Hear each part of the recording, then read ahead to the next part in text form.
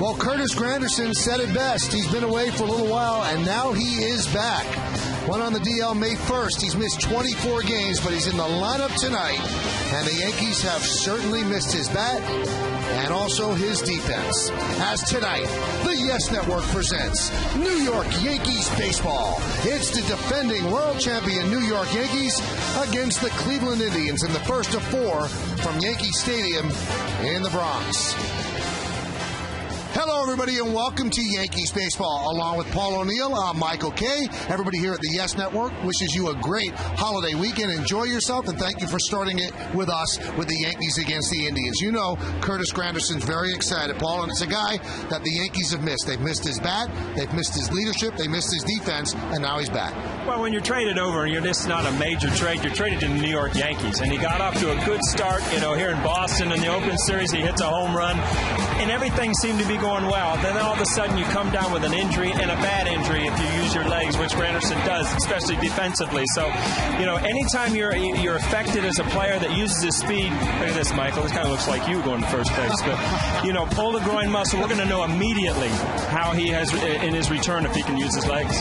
24 games the Yankees have missed him. He is back in the lineup. Let's look at tonight's New York Lottery pitching matchup. Fausto Carmona goes for the Indians 4-2, 3.45. Phil Hughes, 5-1, 2.72 gets the start for the Yankees, and Hughes seems like he's leveling off just a bit, Paul. Well, you're going to have that. I mean, here's a guy that had an unbelievable year last year in the bullpen, had to go to spring training, make the team as a starter, got off to a great start, used his time last year with Mariano to learn the cutter. All of a sudden, you realize that, you are going to lose some games. This is a bounce-back game for him today to get back on the roll. And against the Mets in his last start, it didn't seem as if he could put people away, and he's going to try to do that tonight against the Indians. Robinson Cano is red hot. One of the hottest hitters in baseball right now. When we come back on segment 2, Paul O'Neill explains why.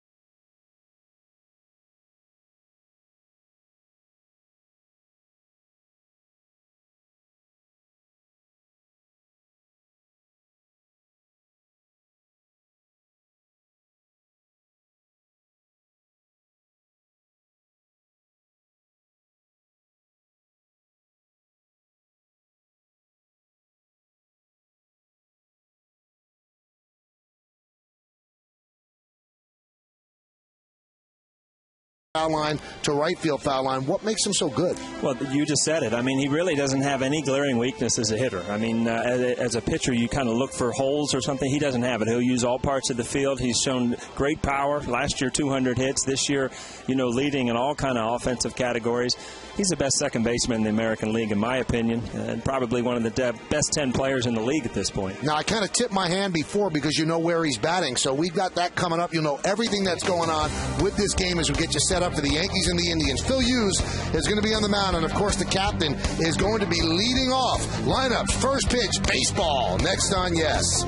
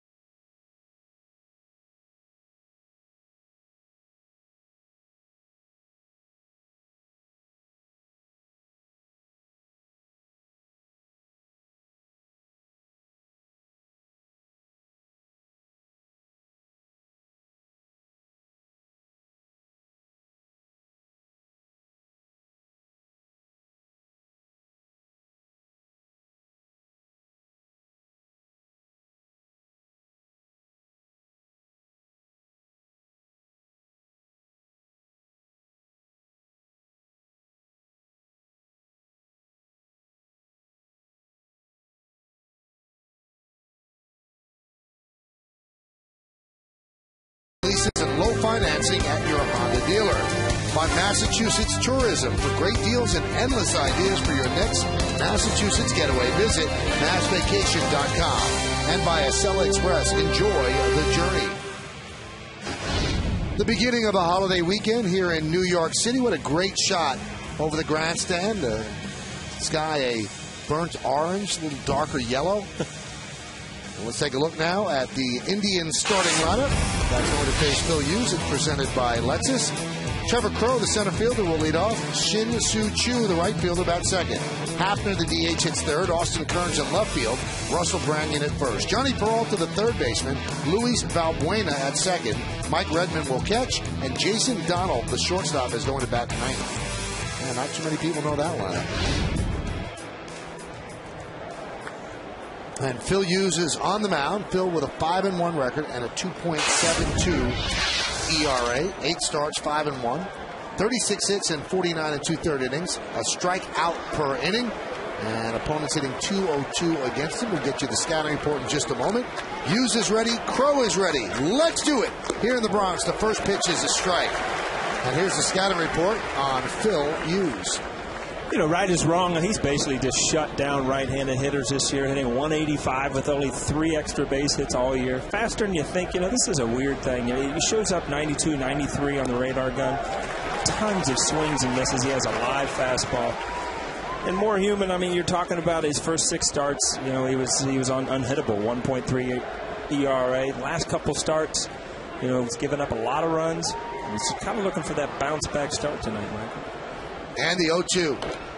Foul back. His last 2 starts that Paul's talking about, 0-1, 7.59 ERA. And he said that his problem has been he hasn't been able to put batters away. And that's the difference than the first 6 starts when he seemed to be putting everybody away. You know, that's such a big thing, too, because, you know, strike 1 is easy. Strike 2, to get a guy on the bench, especially in big situations, you know, that's when you know that you become a star pitcher. The 0-2. 1-2. It's good to see you, O'Neill. I haven't seen you in years. Well, I'm glad to. You know, it's been a while. Yeah, I think Tampa Bay. Wife's good. Golf game still stinks. You know, it's been a while. So life hasn't changed. Well, things haven't changed. I haven't heard from you in a month. We text each other every now and then. Keep getting asked, where's O'Neill? Here he is. 4 games. The 1-2. Swing and a miss in the dirt. Getting an angle is Moeller. And a strikeout of Crowe with the putout. 2-3. Let's take a look at the Yankees defense, which is brought to you by our good friends at Mercedes. In the outfield, you've got Gardner in left and Granderson's back in center. Swisher over in right. Infield, Alex just has a day off. So Pena's at third, Jeter, Cano, and Teixeira. Moeller behind the plate his first start since getting called up. And Phil Hughes is on the mound. There he is, Granderson. I mean, again, we talked about it in the pregame. You're going to find out really early if he's 100% back. A groin injury is, can be a nagging thing. Hopefully he got rid of it because he's a good defensive center field and he needs the speed. Here's Chu, and there's a strike. He takes pitches. He's got 30 walks so far this year, and that's why he has the .412 on-base percentage. Hey, there's no way around it. The Indians are rebuilding. They've traded away their big money guys. Victor Martinez now with the Red Sox, and Grady Sizemore is on the DL. Travis Hafner is more of a singles hitter than he ever used to be. So this is a team in transition. That one's fouled away. Let's take a look at the Home Depot hitter scouting report on the Indians' Shin Soo Choo, Paul. Well, he's a team leader. I mean, he leads on almost every offensive category. One of 2. I mean, he's one of 2 South Korean-born major leaguers, and they're both here in the ballpark tonight. So Chan-Ho Park being the other one. Yankee Stadium, he likes the new Yankee Stadium. The last 2 games he played here, he's hit home runs in each one of them. Ball is fouled away. Although when he played here last year, the ball was jumping out. And now, Paul, it seems like it really has evened out. Maybe it's the old building going down and there's different wind patterns, but it doesn't fly out the way it did at the beginning of last year. You know, it's funny how little things or little adjustment changes outside the ballpark and can make a change inside. But, you know, when I got off the exit today, being this is the first home game, it is definitely a different sight, not seeing the old Yankee Stadium there. 1-2. Now, I know you're a big, tough guy, the warrior and all that, but when you came off the exit and you saw that that ballpark wasn't there, did you feel a little sad? You know what? I can remember seeing it was on the national news in Cincinnati, and I called my wife. I said, "Look at this!" And you know, the wrecking ball was hitting the stadium, and it's kind of a weird thing. But great memories. But this is a new place. Chu goes down looking, so 2 strikeouts for Phil Hughes. And we talked about he hasn't been able to put away hitters. Right here, you worry about that cutter if you're a left-handed hitter. Has a 4-seamer right on the outside corner. He's putting people away for sure. That was a great pitch and nicely framed by Moeller. Now you talk about rebuilding and the youthful team, and you know, if I look at your scorebook, it's all made up. Basically, I can't look at mine because I don't have one. But on paper, you know, the Yankees coming into a 4-game series against a team like this, you need to play hard and win these games. Pitch to Hafner is low. Now Hafner carries a 12-game hitting streak into this series, 17 for 45, and you see his numbers, 400 on-base percentage, but this is a different player than the one the Indians signed that long-term deal for.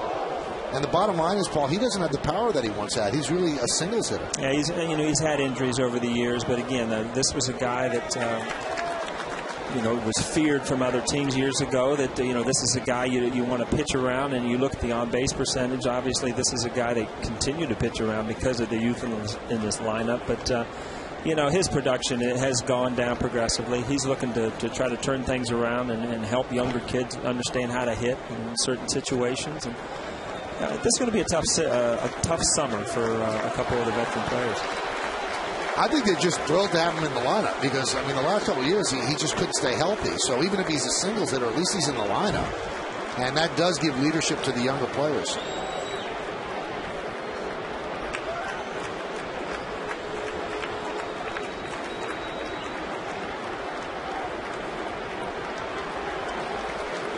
That's what he's done his last 18 games.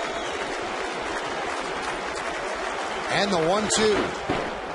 Wow, did he get around quickly on that? And if there wasn't a fence in front of the Yankee dugout, somebody would have gone down. Well, you see, that's the pitch that he learned from Mariano Rivera, and that's the same swing that you'll see a lot of left-handers against Mariano. There's absolutely nothing to do with that cutter other than to pull your hands in and pull it foul.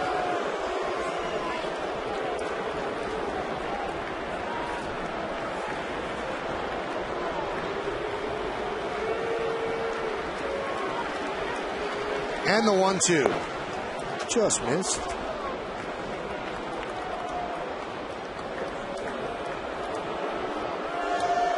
Indians 2-14 in series openers this year. Indians are 17-28, and they're at the bottom of the American League Central.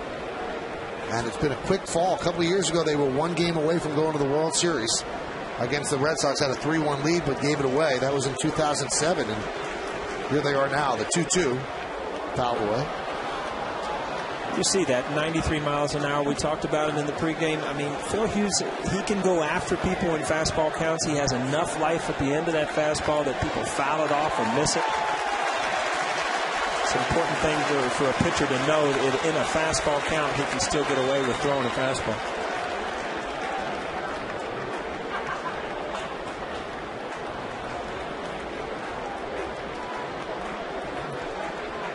And the 2-2. Swing and a miss. He got him. That is an impressive first inning for Phil Hughes. 3 strikeouts. 1, 2, 3. Trevor Crowe swings and misses. Sin-Chu Chu looks at a called third strike. And then Hafner goes down swinging.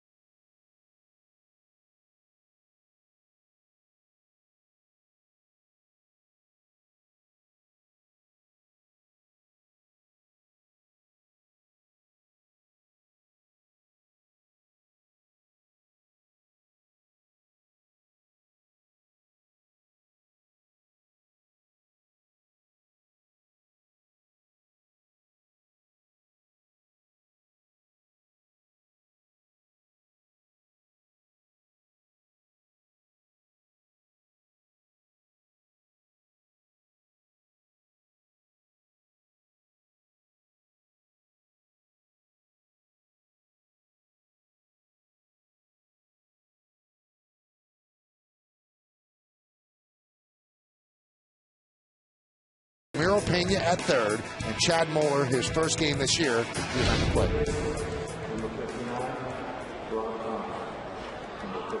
So Derek Jeter is getting himself ready, and here are the numbers on Fausto Carmona. 9 starts, 4-2, 3.45, well less than a hit per inning. 23 walks, a bit too much. Opponents hit 239 against him. Let's take a look at the scouting report on Carmona. Well, Carmona last year, after having some great years before, had a really bad year with his kind of stuff. 5-12. He averaged 5 walks, much less this year. He's down to 3.6. You know, worms beware. He's got a great sinker. He's a sinker ball pitcher. Basically, if you get the ball in the air, he's made a mistake. And link to the past. I mean, everybody remembers the infamous bug game in Cleveland in the ALDS. Carmona pitched 9 innings that night with 1 earned run. That was the top of his game. You remember where you were when the bugs hit? Because I do. I was in the tunnel down there. I was standing with you in the tunnel. We were watching on TV. No bugs got us. That's right. We were ready to go on the field, and then the game kept going on and on. That doesn't say much for us, Mike, when we're hiding for bugs down in the tunnel. No, we weren't hiding. It was a fortuitous place to be at that time. You were in there looking for the raid can. You're not the off. Yeah. Count 1-1. Jeter could breathe a little bit of a sigh of relief. He was very nervous yesterday in Minneapolis that he was going to find out who won American Idol. He's a huge American Idol fan. He did not want to know who won. So every time he'd get on base, he told Morneau, don't tell me who won American Idol. If he'd go to second base to Hudson, don't tell me who won American Idol. So he watched the tape, and now he knows. That's funny, because I thought you had to be like retired and married with kids like I am. That, you know, you sit on the couch and you watch American Idol. It's like the big night of the week. Jeet was in it. Well, he's a big Idol fan. The 1-2, swing and a miss. So we've had 4 outs in this game. They're all via strikeouts. And Jeter was not happy that Crystal Bauer Sox did not win, and he's not happy with this either. You know, it's funny because if you think about that show, Jeter might have been thinking about the show, see? Swung right through the pitch. But, you know, Bauer Sox you were talking about didn't win, and she won the final. But the whole, it's kind of like a sports team. You know, you lose one game, but that doesn't mean that you're not the best team out there. And popularity is a neat thing in that show. That's what it's all about. And here is Granderson coming back off the DL. That strained left groin went down on May 1st. Missed 24 games. Yankees thought he'd miss a month, so he's a little ahead of schedule. And here he is, and he's an important guy in this lineup. Yankees really don't have a number 2 hitter right now. With Nick Johnson down, Brett Gardner's been serving that role. But they'd like Granderson to be able to do it. How tough is it to be injured and watch your team and be disconnected from your team? Especially early in the year, because you see everybody's numbers starting to pile up, and you're not. And coming over in a trade, obviously you want to get off to a great start, which, you know, he had done some good things. And you know, it's not just the games that you missed. That one is skied to center field, deep, going back Crow. He has room to make the play. You know, it's usually not all the game. You know, you miss 15, 20 games, but it's, you know, the week of getting back into the routine, so it can add a week to that comeback, and that's probably where he's going to be right now. Now, Granderson's only making his 3rd career start in the 2-hole. He's been a leadoff hitter. And I asked Joe Girardi yesterday, would you have Gardner lead off and Jeter second, or Granderson lead off and Jeter second? He said, I don't really want to mess with Jeter. Jeter's comfortable as a leadoff guy, and I don't want to play around with that. You know, it's funny, too, because if you called Derek in the office and you said, you know, how's this, let me go through this and see if it works for you, sure, he'd agree to it and hit second, third, whatever. But, you know, your veteran players, he's so accustomed to coming to the ballpark, putting his uniform on, leading off. You don't want to mess with certain things on a team. The 1-0. Well, the Indians have a big shift against Teixeira, somewhat reminiscent of what the Rays did to him. So 3 infielders on the right side. And third baseman Peralta shades up the middle. 2-0. Now, Teixeira looked like he started to come around. The end of the second game against the Twins, had some good swings last night. The Yankees are hoping that he's about to snap out of this, hitting just .216. And he grounds it into the teeth of the shift. From short right field, Valbuena makes the play, and Carmona retires the Yankees in order. 1-2-3. We played 1 at the stadium. There's no score. Yankees in the try.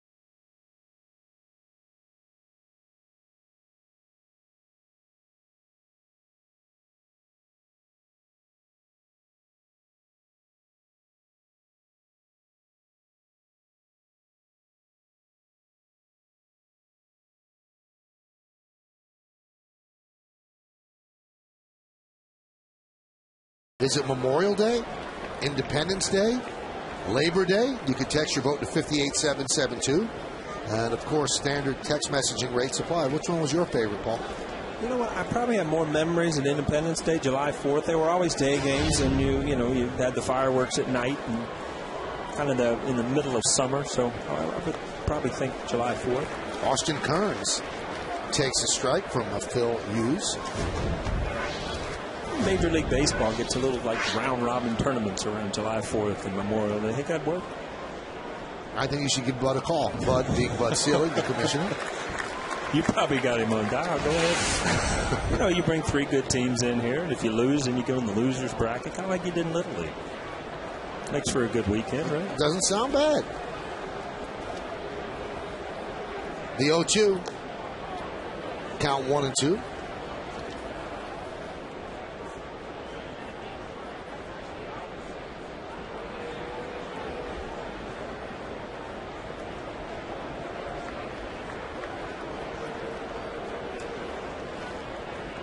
And the pitch. Swing and a miss. 4 strikeouts in a row for Phil Hughes. He is dealing. Well, again, you've seen his cutter. You've seen his fastball. You'll see a good curveball right here. This is one of those nights as an opposing hitter, you think, you got to hit him early in the count. He's got all 3 of his pitches. You don't want to get in a strikeout count. Try to put the ball in play early. Here's Russell Branyan.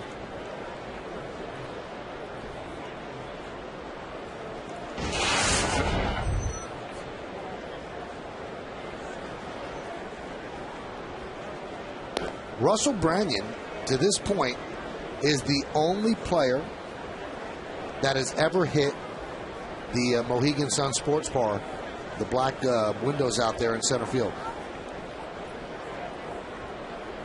And he did that with Seattle. And let's take a look at when it happened. It was early last year. But he went yard in a big way. Wow.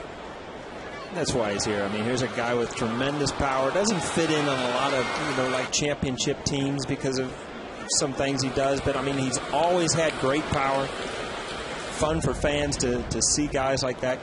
Got the ability to hit the ball 450 feet. So the count 2-1. And there's a shot of the Mohegan Sun Sports Bar, situated in center field in Yankee Stadium. The Mohegan Sun Sports Bar is a great place to gather and enjoy the game. Mohegan Sun, a world at play. Popped up. Pena gives it a look, but runs out of room. Alex Rodriguez, the last homestand, gave it a try of going up against the windows, and he just hit the blue part underneath the windows, maybe about an inch or 2 below.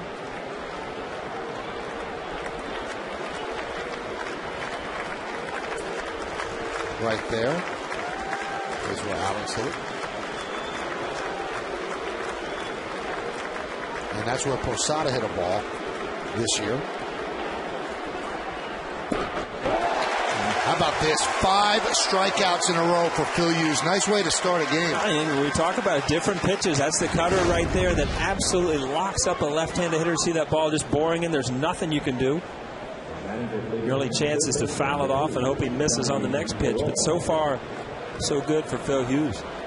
That ball ended up in the left-handed batter's box. And, that cutter that Mariano, that's what happens when you hang out with the greatest closer in the world last year. You learn how to throw a good cutter. Hafner seems a little bit perplexed. A little confused on how we're going to put the ball in play. Pitch to Peralta is a strike. The home plate umpire is Kerwin Daniel. Peralta 7 hits in his last 29 at-bats. And the 0-1. Hey, how about that? They finally hit the ball, but a fly ball to Granderson. And he'll put it away. So 6 in a row for Phil Hughes. 1-2-3, 1-2-3. With 5 strikeouts, we go to the bottom of the second inning.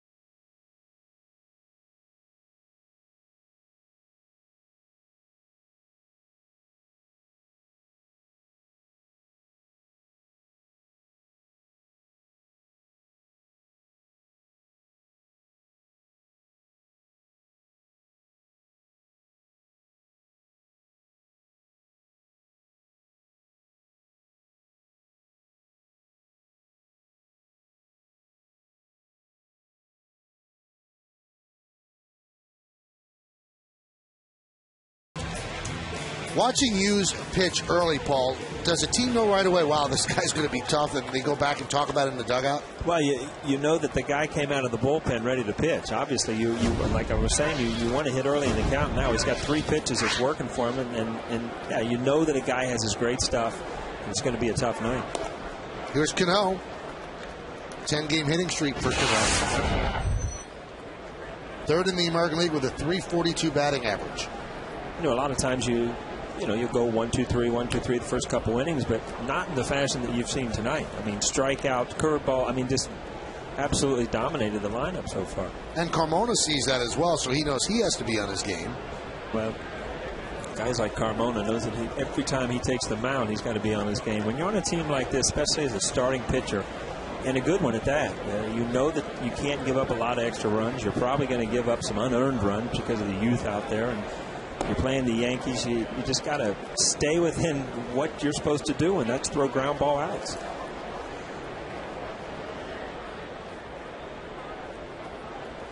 Cano, Swisher, and Miranda here in the second. The 1-2. 2-2. Let's look at the game time weather conditions presented by Bigelow Tea. 66 degrees, humidity 53%.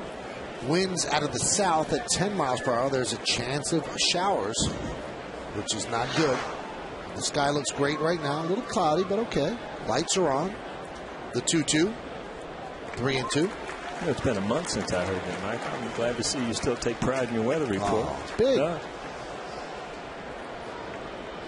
Weather has never, ever been more important. Well, first thing you notice when you get out of there in the morning. And the 3-2. Fouled away.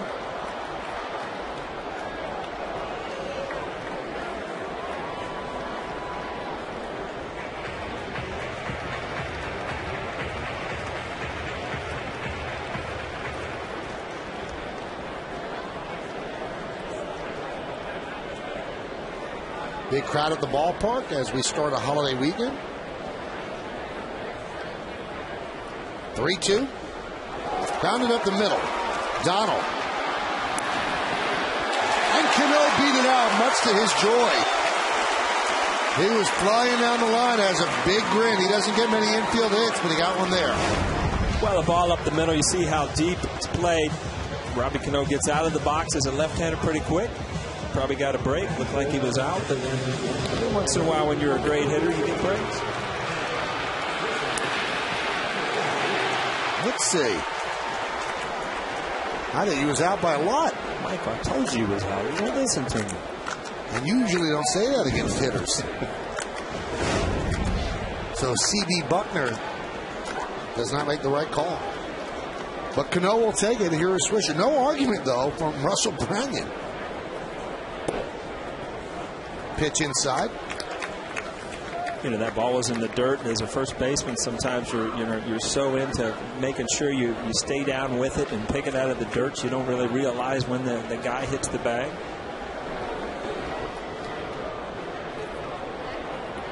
Let's take one more look at that play at first on the IOTV HD Super Shot. Well, it's in the glove, and the foot's not even down. How does Branyan not argue that? That one's drilled deep to right. Fair ball, it's gone. It is against the pole. A 2-run home run. Nick Swisher, and the Yankees lead 2-0.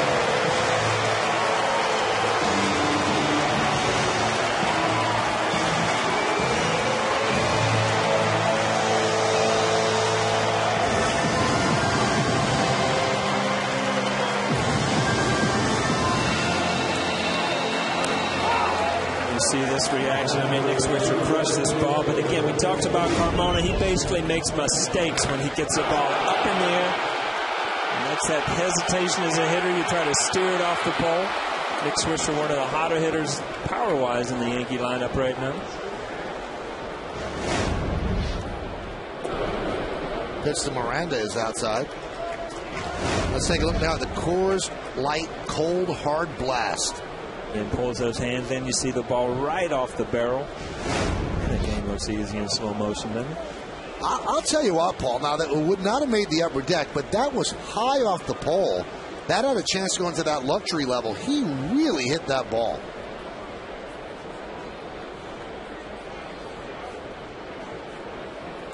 That one is crushed as well by Miranda. It's a base hit. Crow cuts the ball off in the gap, and a single for Juan Miranda.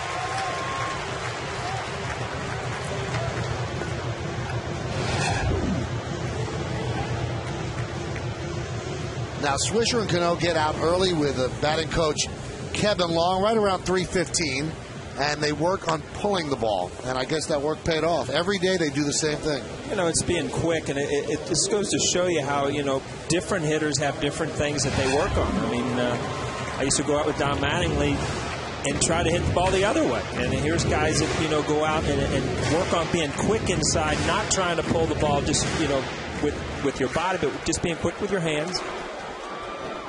Must work. He's looking to see where that hit. He has 7 home runs and 74 at-bats in the month of May. Pitch inside. Oh, he needed to cool down. Cervelli helped him out. And he wanted more. Swisher has been on fire in May. Every once in a while you do see something you've never seen before. You never saw that, huh?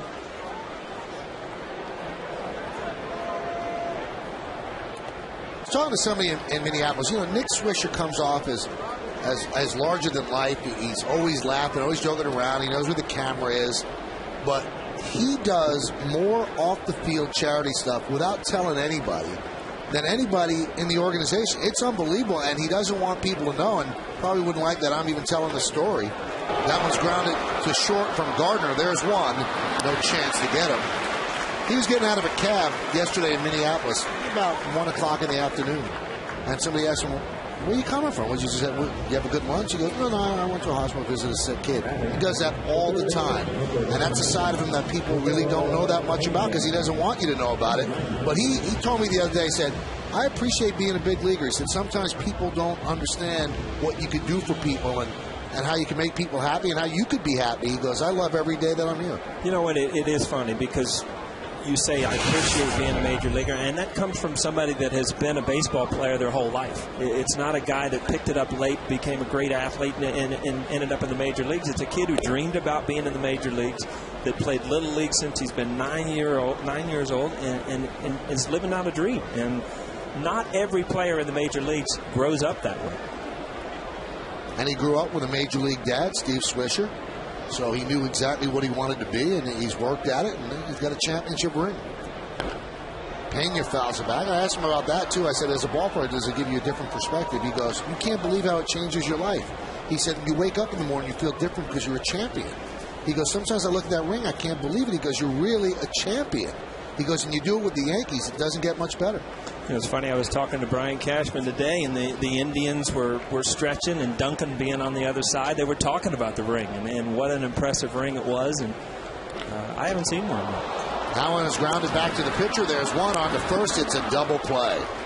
So 1-6-3. So as we go to break, let's take one more look at Nick Swisher's prodigious blast right down the right field line. He absolutely crushed it. High up on the pole, it was worth 2 runs. 2-0 Yanks.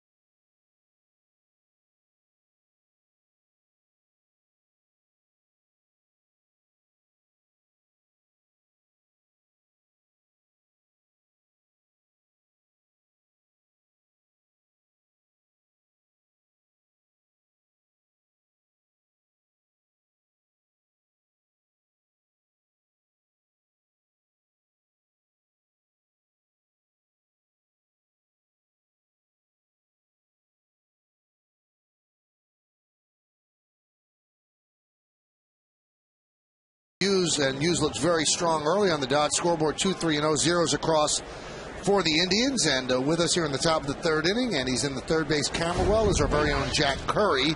And as we move along, Jack, let's talk about Curtis Granderson and his return, because it'll mean a lot to the Yankees, but it also means a lot to him. Yeah, Michael, he's played a lot of games in the major leagues, and I can't imagine that he was more excited than he was before today's game. As a group of writers crowded around him to get a little pregame comments, pregame interview, he was kind of doing inventory. Got my batting gloves, I have my glove, I have my hat. And when somebody said, "You got everything?" and he just said, "I just want to make sure as soon as I'm done with you guys, I can get on the field." Now, he's also looking at this kind of like the second spring training, right? Definitely, he said the second spring training, and I heard you and Paul talk about it earlier. He had that good at-bat in the first, but he said he's expecting this to be a transition period. He said he's a little sore, and he does expect that he's going to be feeling it for the next week or so. All right, now, Alex Rodriguez, I guess the whole Yankee team, Jack, is feeling it because they landed last night about 3:30. They must have gotten to bed about 5. Is there any other reason for Alex not being in the lineup tonight? No, in fact, Michael, Brian Cashman addressed that before the game, and he said he and Joe Girardi came into this season knowing that we're going to have to give Alex Rodriguez some breaks. They don't want it to happen what happened last year with his hip. As we see a grounder to Teixeira here, he's going to handle it, go to first base for the out. First out there, Michael, but yes, they wanted to make sure that they don't overdo it with A-Rod. And, in fact, Cashman gave a little heads up for what's coming up this weekend. He said Derek Jeter will probably be next. And also they gave Cervelli a day off, Jack, and that's the first time they've been able to squeeze a day off for him. Now, in the Indians dugout, the pitching coach for the Indians is Tim Belcher, and he actually has a connection to the Yankee captain, doesn't he? I think this is really interesting, Michael. Tim Belcher won 146 games in the big leagues, had himself a nice career. But last year, all of a sudden, his phone started ringing because as Derek Jeter was getting closer to Lou Gehrig's all-time hit record with the Yankees, people did a little research, myself included, and found out that Tim Belcher gave up Derek Jeter's first hit. So all of a sudden, Tim Belcher started fielding phone calls about a game he probably didn't really remember that much back in May of 1995 and what it was like to face this kid and the hit that he gave up. And Belcher said on May 30th, 95, he just remembers he hung a split. He hung a split. It was a splitter that didn't dive. Jeter had a single on it, and Michael, we know a lot more followed after that first hit. You remember that hit, don't you, Paul? I remember Jeet being called up, and he really hadn't changed that much. The excitement of playing the game, and pretty neat. Now, there was some sadness today, Jack, because a very popular major leaguer had a funeral in New York, and that was Jose Lima, and a couple of the Yankees actually attended. Right, Tony Pena. I talked to the coach, Tony Pena, and Robinson Cano were both there. And Pena, Michael, as I was talking to him about it, he got broken up. He described it as a very emotional scene. He told me that David Ortiz was there, and he just said he couldn't even put a figure on how many people attended this funeral service. And then he said to me, I can't even imagine what it's going to be like in the Dominican Republic. This guy was so popular, they may have to shut down the country for the day. And I'll tell you what, Michael, there's a connection with Lima on the Indian side. Lima was a winter league, winter ball teammate of Fausto Carmona during this winter, and he actually takes some credit for helping him with some mechanics this year. Nice play there by Teixeira as Redmond is retired. Jack, we'll talk to you on the postgame show. Good job. Thanks a lot, guys. Can you believe that with and you'll take one more look at this play out the bat of Redmond. Good play by Teixeira, and he will flip it to Hughes covering. It's hard to believe Jose Lima at the age of 37 has passed away, and he was so full of life as a player and enjoyed every single day, it seemed like. Right. I mean, and those are the stories that all of a sudden you take a double take out, and you're looking at the TV, and this couldn't happen, it can happen, but it does happen, and it really puts in perspective that players now, ex-players, whatever, they're people, and they go through the same things that everybody else does. This assignment thing is cool. We just put people on assignment, and you like that? Usually Kim Jones out there doing something. You want to do that tomorrow? Yeah, you better shape up. I'm going on assignment. That's what I'm going to do. I don't know where I'm going to go out there, but yeah, you can just do remotes from Ohio. Look for young talent like Turks and Caicos or something like that. That's where we get a lot of our young broadcasters in Turks and Caicos. The 0-1. Jason Donald fouls up. Jason Donald actually came to the Indians in the deal that sent Cliff Lee to the Phillies. And so the Indians had to make those deals last year, Cliff Lee and Victor Martinez, and that's why the Indians are in the shape that they're in. You know, when you hear that number, rebuild, that doesn't mean you're not good. You're young and you're not good. Basically what rebuild means, right? Well, you hope that you're young and you're going to be good, but when you're young and not good, that's not good. That one's outside.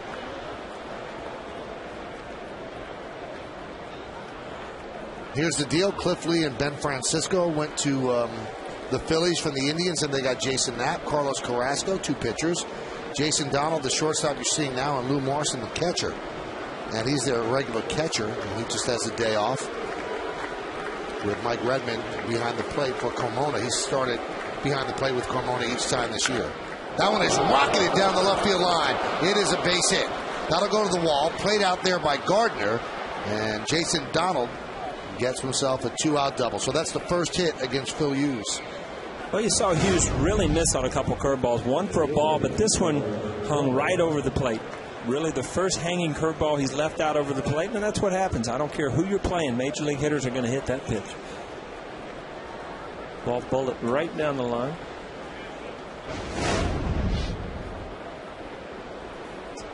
So Jason Donald having some words with Derek Jeter. Jeter talks to everybody out there. Yeah, but when you're a young player and you hit a double, you're already kind of happy about getting a hit. And then you get to sit there and talk with Jeet, one of the all-time greats, a little bit.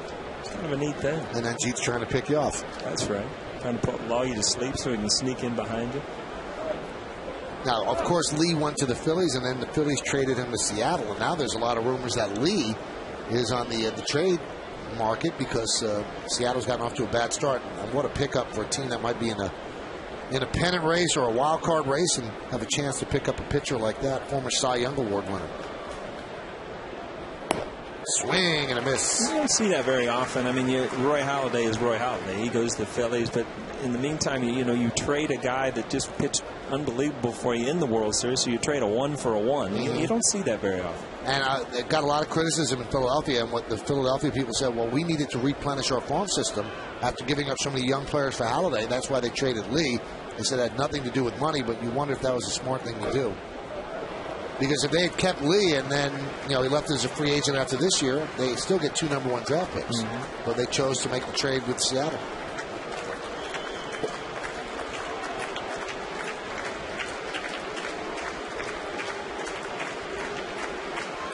The reason you're seeing Donald play is as Asdrubal Cabrera, the shortstop, is injured. Shattered a forearm with Johnny Peralta. And he's going to be out 2 months as Asdrubal Cabrera.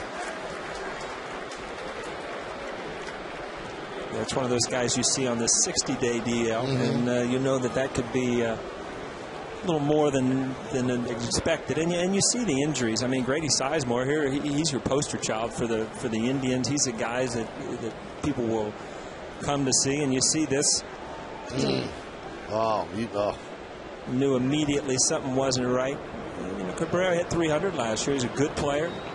One of those guys that you're trying to build around, and all of a sudden, it's an injury you'll come back from, but it's time. And time is learning and becoming part of this organization. The 0-2. Boy, that looked painful. Yeah, I mean, anytime you get your glove caught under you and a broken wrist or broken bone in your forearm, it is. See Phil Hughes missing with some curveballs where, in the first couple innings where he was striking guys out as soon as they got up to the plate. I mean, he had that good curveball for strikes. Now he's hung a couple of them, thrown a couple in the dirt.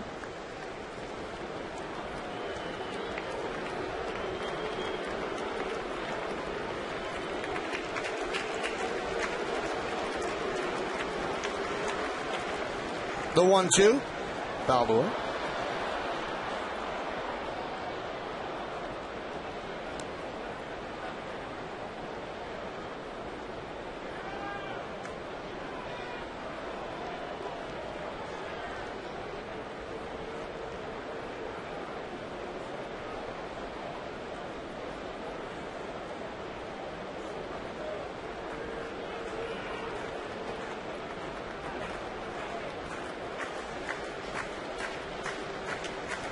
The 1-2 pitch.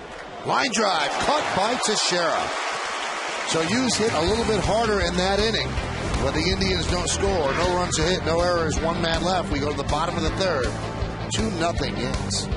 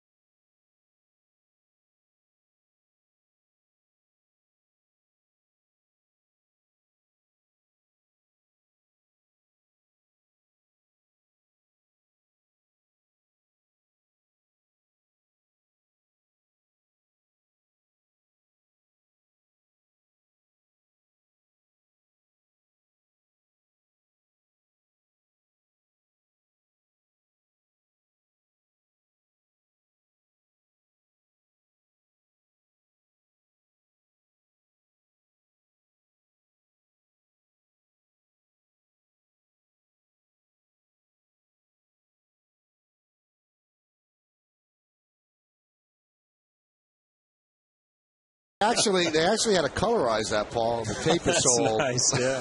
Who would I face? Jim Cott out there or something? The Dodge scoreboard 2-0 Yankees, and Chad Moeller, his first at bat of the year with the Yanks. Chad went to spring training with the Orioles. Actually had a good spring training. Hit 300 in 9 games, but they released him before the season began. Scranton Wilkes-Barre, and keeps popping up, huh? Yeah.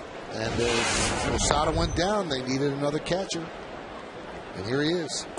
It was a welcome sight behind the cage today. I was talking to Jorge and didn't have his restrictive boot on. He was out kind of walking around, stretching. You know, it just gets you in the mood of playing again when you get rid of, the boot or the cast. And that one's drilled deep to left field. Fair ball. It is gone. It is foul. Would have been a nice way to re-enter the box score for Chad Moeller. You know, it's funny because, you look at A-Rod and, Swisher, he's an everyday player. He gets to hit a home run. He hits the pole. You never get to play.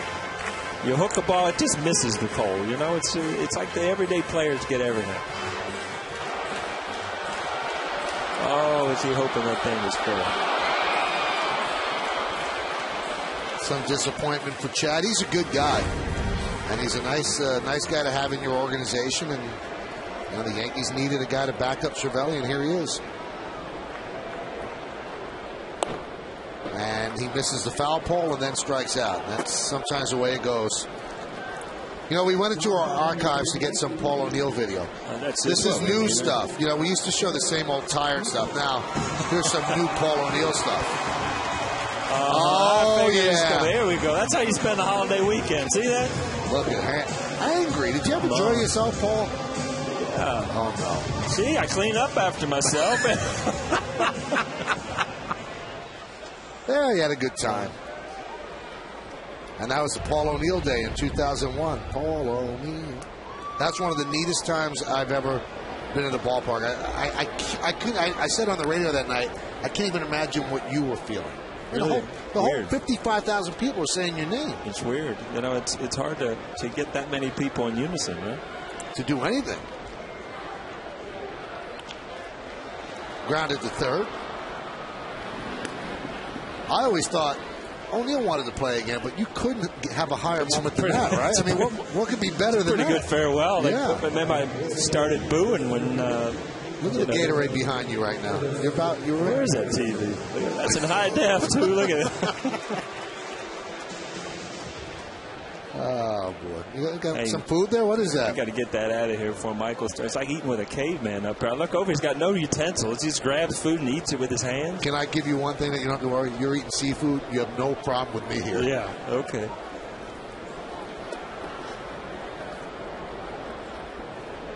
A piece of chicken you can eat with your hands. Doesn't mean Where? Is that like a New York thing? You just grab it with your hands? Up in here, it's fine. It's not like a drumstick or something. You got a cutlet over there. So if it had a bone in it, it would be fine, because that would be the holder. Like Fred Flintstone up here. Granderson, fly ball to center his first time up. 2-0 count from Carmona.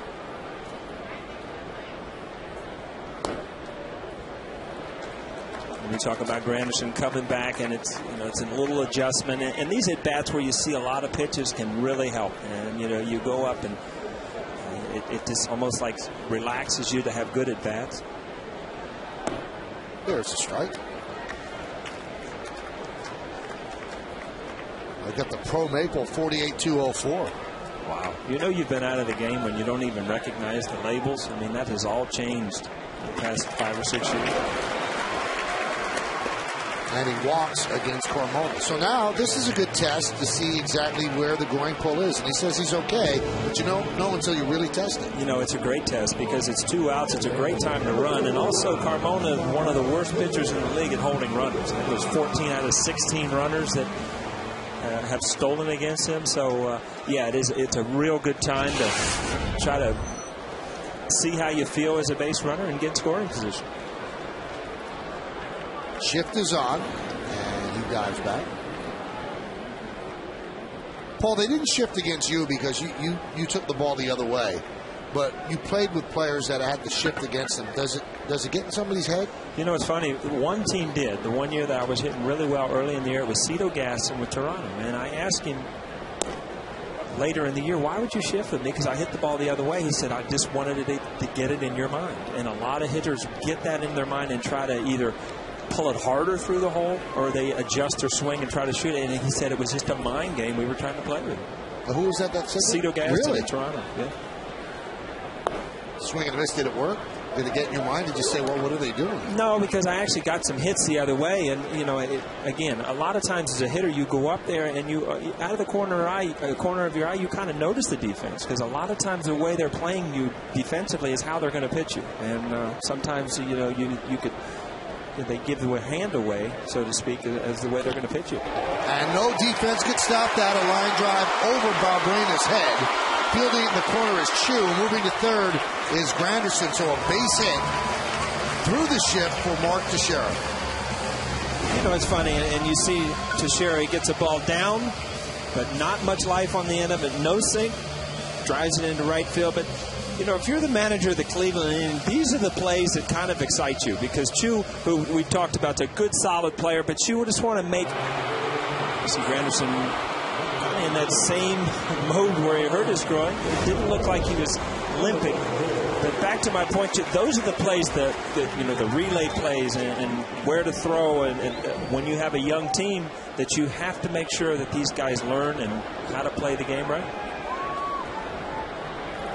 So first and third for the Yanks, and here is Cano. Cano had an infield single up the middle, really, grabbed there by the shortstop Jason Donald. And Yankees feeling better about Teixeira's swing. He now has 7 hits in his last 20 at bats, so they feel that he's about to come out of it. And this is on the yes mo. You like the swing? He gets jammed a little bit, but he gets extension. And again, in the yes mo, it looks real easy. That ball has a lot of movement. Things have to happen real quickly at the plate, and then that slow motion really breaks it down to, you know, your flaws as a hitter.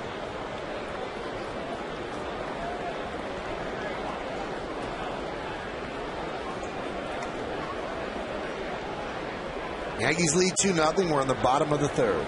The 2-0. And a strike.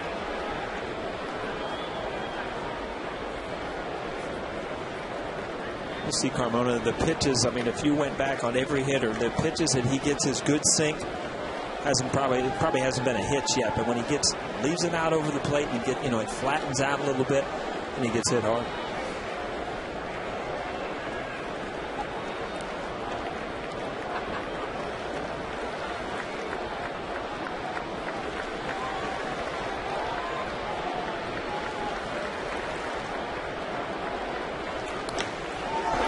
Rounds it to second. Valbuena over to Branyan, and that will do it. So the Yankees, no runs a hit, no errors, and 2 men left on base. We played 3. It's 2-0 Yankees.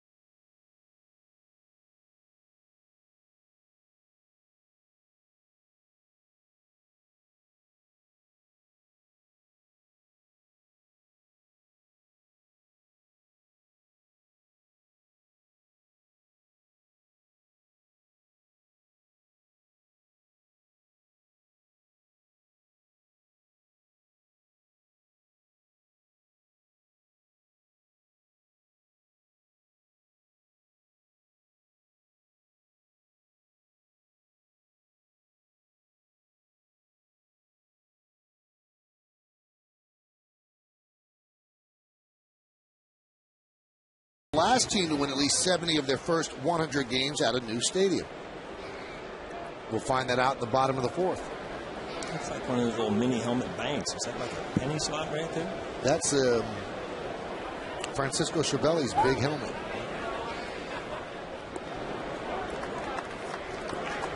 Leading off is Shin-Soo Choo, and he takes a strike. Choo, Hafner, and Kearns against Phil Hughes. Swing and a miss. He's one of the guys that the organization has offered a contract and extension, and one guy that they want to try to lock up for the future. And, what's that one bad word that organizations see when they're talking contracts? Scott Boras. He's in the picture now, so that's Choo's agent. That's what I heard on the field today. That he fired his agent and he's on with Boras now.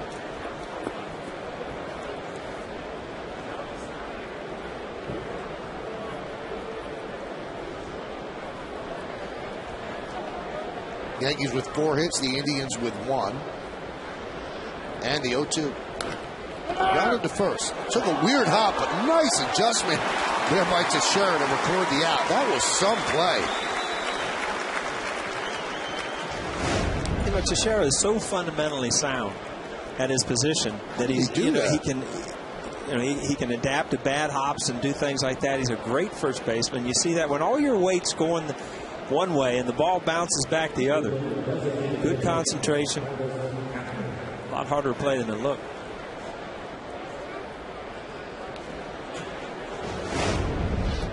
Hit something and kicked the other way. So here is Travis Hafner now. Hafner struck out in the first inning. A little bit of a shift against him, but the Yankees still have 2 infielders on the left side.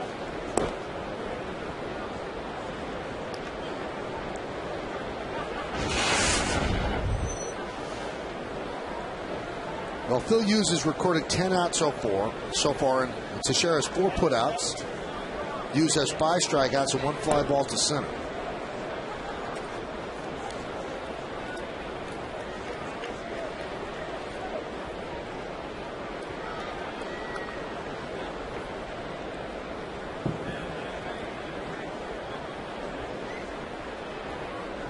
Hafner, as we mentioned, a 12-game hitting streak. His nickname is Pronk, and that means Project Donkey. Is that the Latin form of it, or how do we get Project Donkey out of Prunk? That's pretty much what they say. I don't want to investigate that kind of stuff too much. Travis Hafner ends up walking. Now let's check out what the Indians are about. The Indians team scouting report brought to you by Panasonic. Tell me what you know, Paul. I'll tell you, they got 2 big guys that they were counting on that are injured, and we talked about it. Grady Sizemore's on the disabled list. Cabrera, their shortstop with a broken arm. Rebuilding, Mike, we talked about that too. It means a lot of young players, and it's going to be a long summer, basically. New man in charge, Manny Atka. I mean, he's come over from the Nationals, and he's going to be the much more laid back than they said about Eric Wedge, and is used to going through summers where he's teaching along with trying to win major league games. That one's outside as Moeller goes out the talk. Can you imagine what Eric Wedge feels like? Again, 1 win away from going to the World Series, and they couldn't get that last win, and then it falls apart, and then the Indians say, we can't afford to pay these people, and they start trading off all their high salary people, and it goes from Eric Wedge to Manny Atka. And I always used to think of World Series and playoff games, and people say it's just a baseball game. You get to that point, it's not it changes people's lives when you win a World Series, a championship. A team can win at the end of the year just to get into the playoffs. It changes the whole feeling of the city around the team. It can come down to 1 or 2 pitches, a play. It's amazing how one game or one play can really affect how a season goes.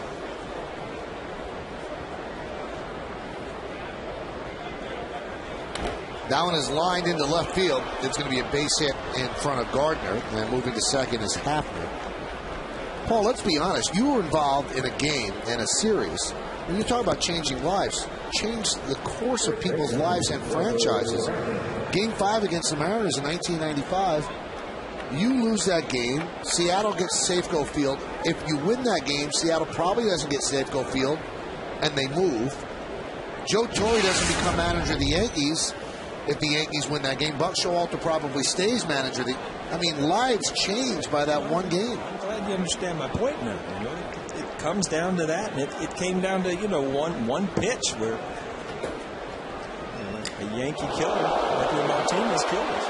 Nice play again by Teixeira, and he gets the out at second. So a broken bat, hot shot by Branyan, and Teixeira made the play and then fired quickly to first. Or second, I'm sorry. I'll tell you what, that's a short hop there. And the weird thing about this play is you see the swing as a fielder, and you react immediately because you're used to it, and then the ball doesn't get there because it's a broken bat and it doesn't come off the bat as quick. We're going to see wood all over the place on the Eskimo here. I also think that Teixeira flinched a little because he, out of the corner of his eye, saw the bat coming toward him. Yeah. But stayed with it. A few things going on in your mind when you're a fielder, and you know the barrel's flying, the ball's flying, people are running the bases.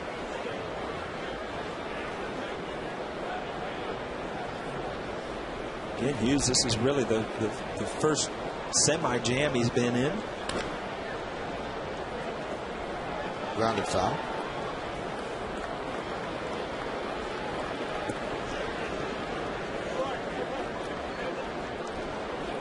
That's the kind of smile you get when you get a baseball. Yeah, nice. Well, he's locked now. You got a fan now for 60 years. You know, the funny thing is you can ask this kid 20 years from now, right, and he'll remember he got a foul ball at a Yankee game.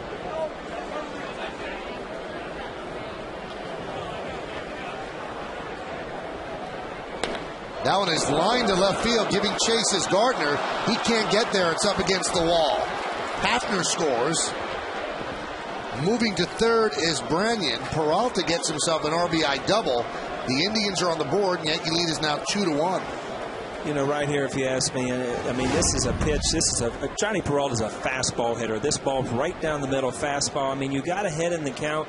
You got a lot to try to get himself out by. You know, he has trouble with a good breaking ball, and you'll see right here, tries to sneak another fastball by him in a big situation. Peralta, a veteran hitter, comes through.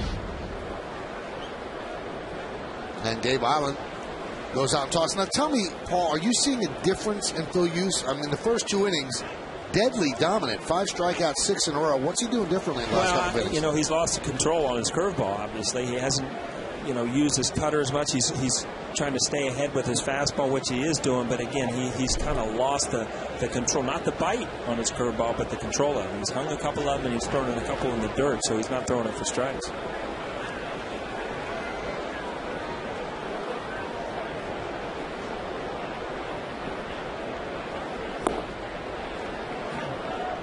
Now, the last 10 runs that Hughes has given up, they've all come with 2 outs, and that's what he was talking about with the Mets. He hasn't been able to put people away.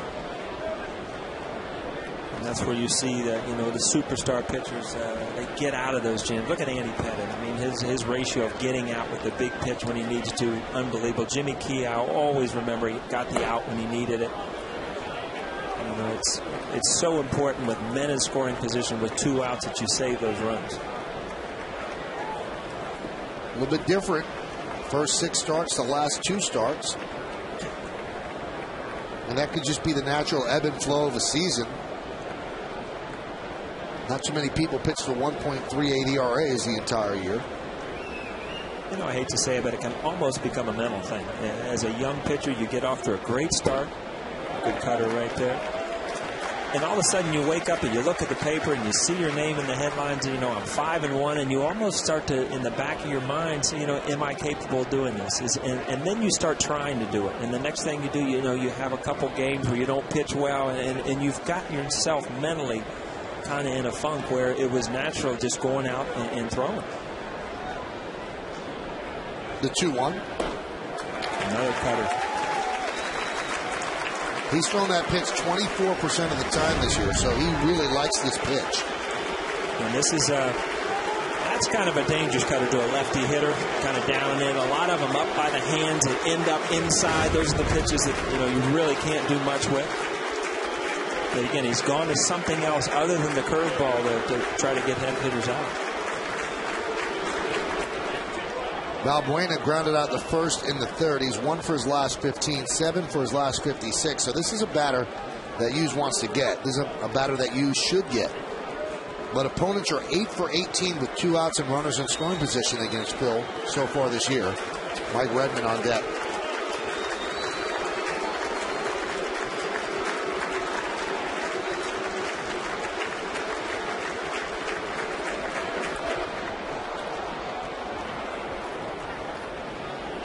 Well, Balbuena has to do anything to get in a run these days the way he's hitting, and he squeezed in a run. That was against the White Sox. And that was a game-winning run on Tuesday. And that came in the 8th inning, so it wasn't a walk-off suicide squeeze, but it was the squeeze that provided the winning margin. That's not an option in this sense because there are 2 outs.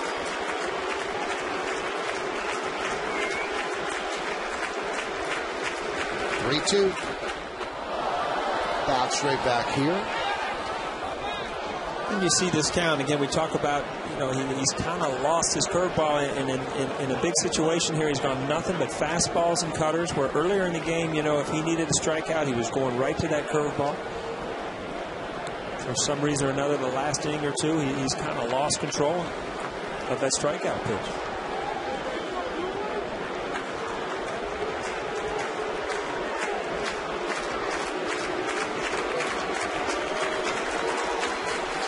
Three-two.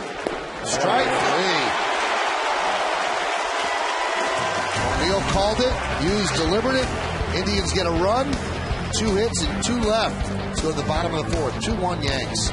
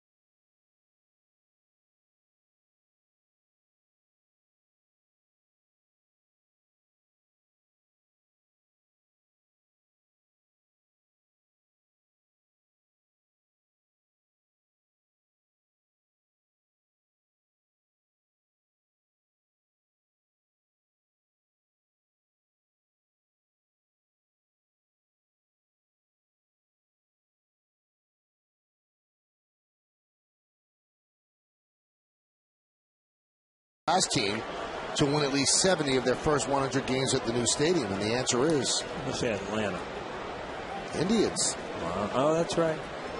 You guys beat them most of the 30 times, though. Not the important one, though, in '97.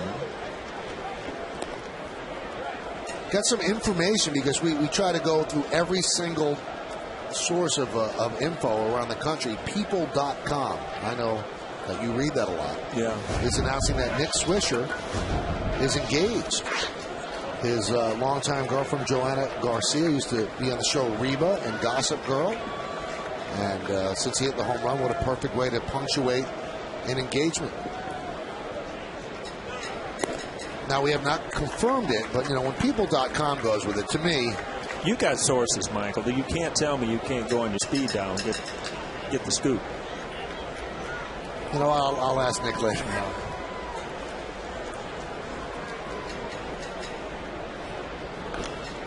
Now, she's going to star his supposed fiancé. Now, we know that's his girlfriend. star in a new ABC comedy, Better Together, this fall. Appearing this fall on ABC. You do it all. Huh? You can promote the other network. Absolutely. Let's just be generous. The 3-1. Grounded to first. Branyan flips to Carmona. And there's one away. Let's look now at the American Airlines upcoming schedule. 3 more games against the Indians, a big wraparound series. Friday, Saturday, Sunday, and Monday. The next 3, though, in the day, 1:05 starts.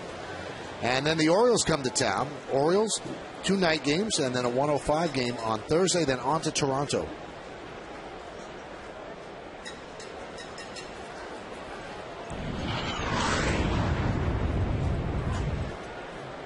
Here's Juan Miranda. Count 1-0. We get the whole O'Neill clan coming into town today. It's just the wife. No, the kids, everything. Memorial Day weekend. You have a bigger entourage of Nick Jagger. It's unbelievable. Right. The 1-0. Foul back. My entourage all has the same last name. Does that count? It counts. It's called a family. Wow.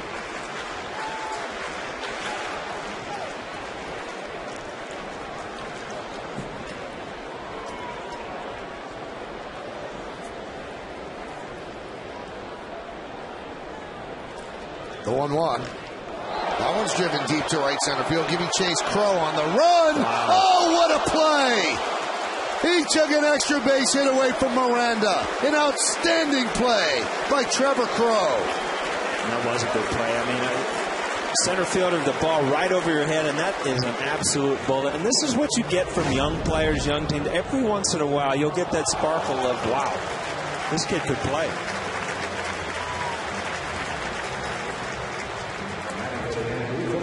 Good jump on it, turned the right way. You know, the tough thing about that play is there was no air under the ball. It wasn't a fly ball. You know, it was a hard hit line drive, and usually those, you see Crow doesn't play a real deep center field. He got a great jump. Crow filling in for the injured Grady Sizemore. And he dives right into your living room. Did he die? Well, Miranda must not feel too good. We talk about how great plays, you know, how elated you are as an outfitter, but you forget to say, you know, how you feel as a hitter. You do everything right, you hit the ball right on the nose, and the guy comes out of nowhere, as you said, right into your living room and takes a hit away from you. That's the way I feel, too. See that? A little frustrating. Topping himself. The 1-2. Grounded towards second. Valbuena gets Gardner for the final out of the 4th. So the Yankees go down in order against Fausto, Carmona. One more look at Crow as we go to the 5th. Yankees lead 2-1 on Yes.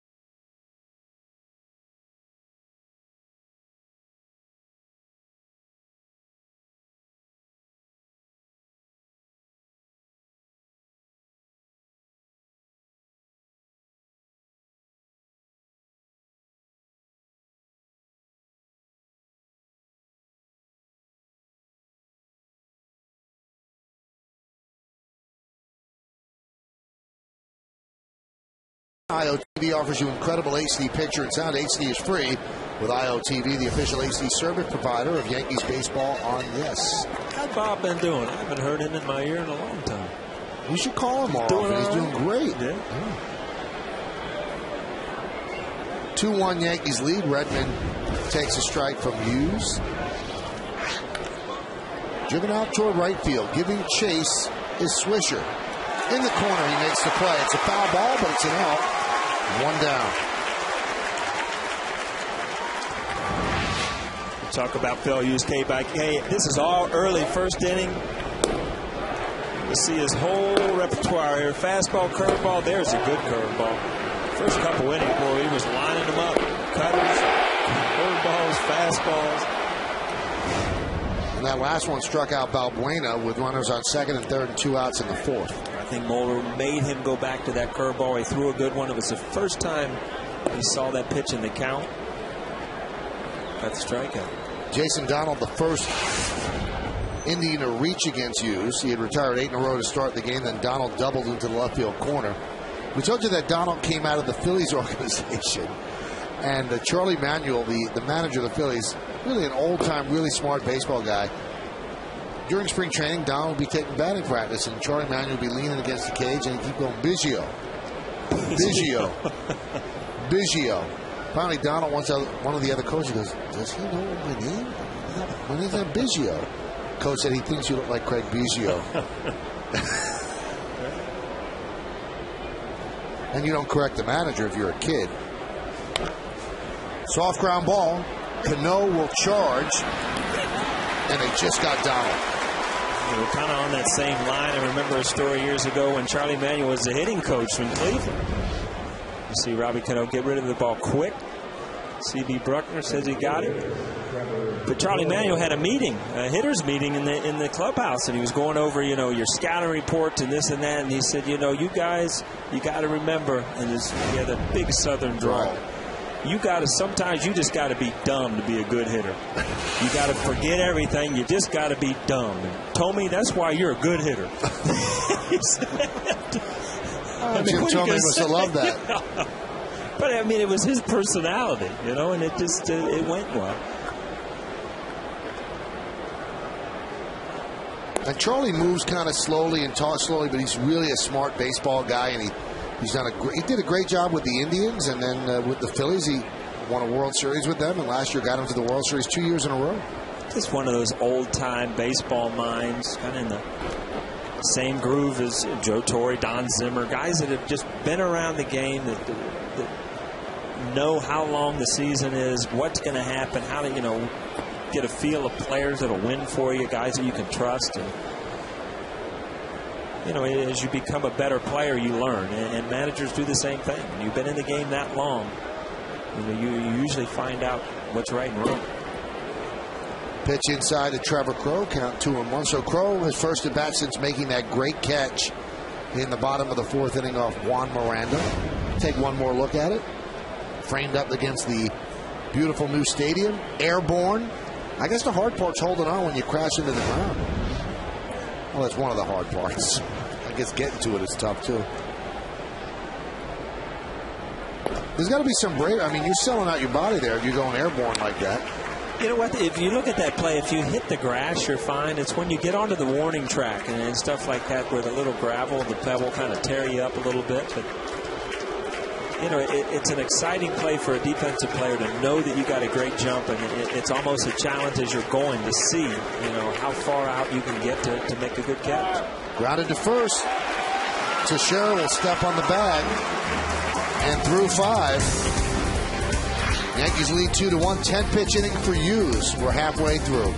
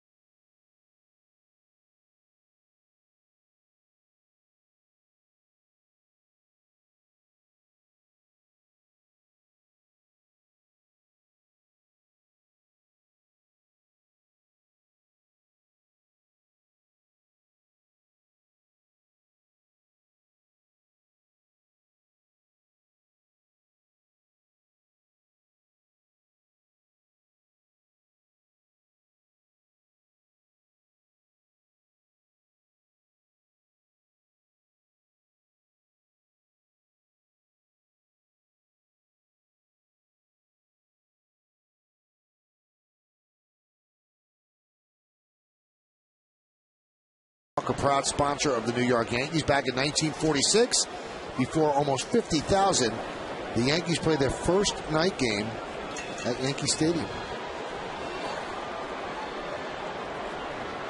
And Paul O'Neill is one of the few players that has come out and told me you see the ball better at night under the lights. Oh, absolutely, I do. I mean, there's such a glare during the day. There's something about the lights and being out there is just a little brighter, a little more fun. Well, you go back to when you were a little kid and you played all your day games and you got to play under the lights. It was something special, and it's. I guess I never lost that. Being under the lights in Yankee Stadium is a pretty neat place.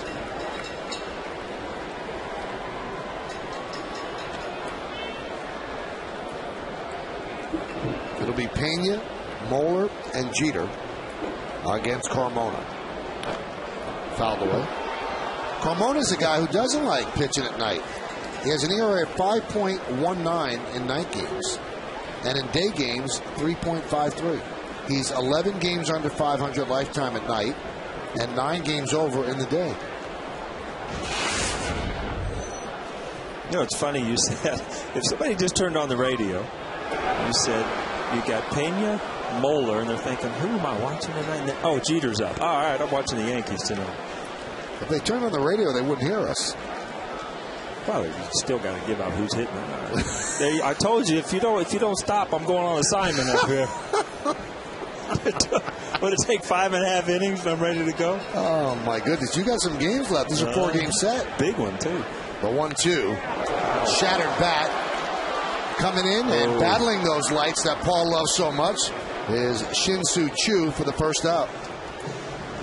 And that's one of the problems with lights sometimes, Paul, that kind of line drive. There is a bank of lights that, you know, it's a little looping line drive, not the hard hit ball. And you see that broken bat. You see Choo. We've talked about him. Good, solid player. You stay with it as long as you can. At the last instant, hopefully it comes out. That looked like the ball found the glove because he wasn't even looking. And then a lot of times as a fielder, you kind of jab at it in a vicinity you think it's going to be. So there is some luck involved once in a while. But there's a way to do it, which leads you to Branch Rickey's old line, luck is the residue of design. There's a ground ball to third, Peralta. And there's 2-away. Tomorrow, the Yankees play Game 2 of this 4-game set against the Indians. Right here in the Bronx. Coverage starts at noon with batting practice today, presented by Audi and the Tri-State Ford pregame then. Paul and I are back with the call. Indians-Yankees tomorrow at noon, only on Yes. Must be beautiful out tomorrow, too, right? Sunshine. That's the way Memorial Day weekend ought to be. What's Team K do for Memorial Day weekend? Team K's here working with you. That's it. Yeah. No big family barbecue or anything? Going to see Bon Jovi tomorrow night. I'll see you there. And then it's my sister's birthday on Sunday, so Team K goes out, takes her out to dinner. Impressive. Yeah.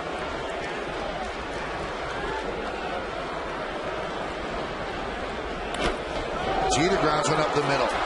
Knocked down there by Donald, but not in time.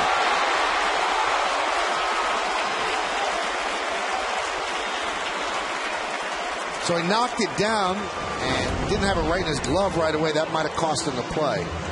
Right there. But he didn't roll that far away, Paul. No, he got a good kind of a ricochet, but again, with Jeet's speed, as quick as he gets out of the box as a right-handed hitter. Pretty close. Another close play.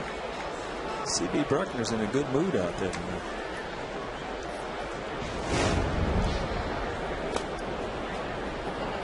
Giving. Yeah. Here's Granderson, his first game back with the Yankees after missing 24 games with the groin injury. That's the 13th infield hit for Jeter this year. And there's a strike to Granderson.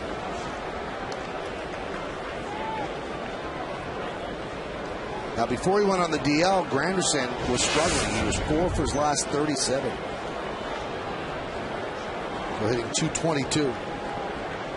His first hit as a Yankee was that home run against the Red Sox. We showed that at the start. That was a big hit.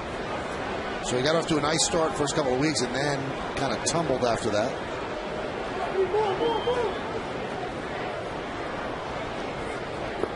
Also had another home run in that Boston series. had 30 last year for the Tigers. And one thing we kept warning people, well, just because I'm here at Yankee Stadium, don't think I'm hitting 45. Runner goes, and there's no throw.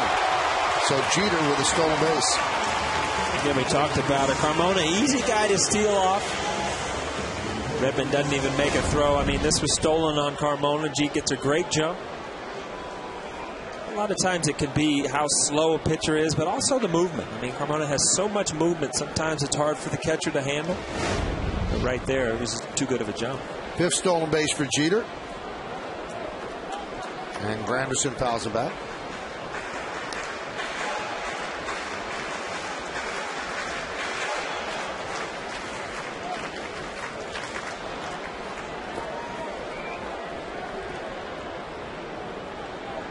So Jeter's in scoring position with that stolen base. Now Granderson wants to pick him up. Carmona looking to end the inning. There's a ground ball to second. Valbuena will get Granderson, and that will do it. In the 5th, no runs a hit, no errors, 1 man left. We played 5, 2-1 Yanks.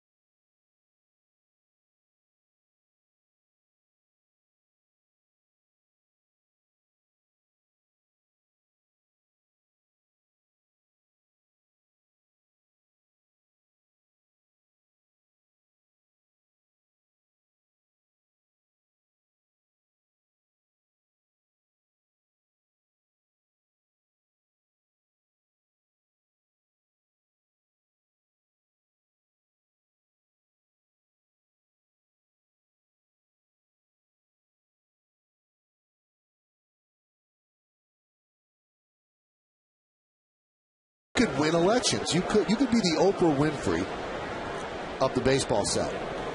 You could make people vote. Yeah. It's kind of power you have in New York. I almost believe you, too. Here's Shin-Soo Choo against Phil Hughes. Ball fouled away. It's only natural, you know. It's stars and stripes, baseball, apple pie, you know, it kind of all goes hand in hand.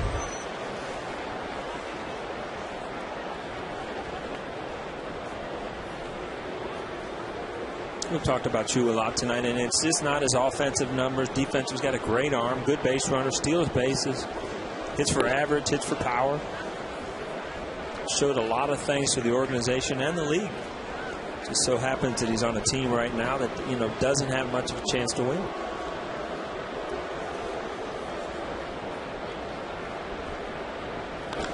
That one is rocketed into left center. Giving chase. Granderson makes the play on the run.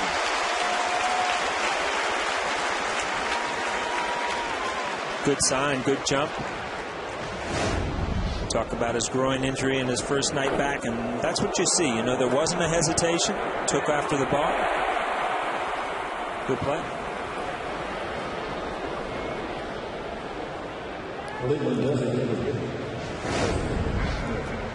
Here's Travis Hafner, 0 for 1 with a walk.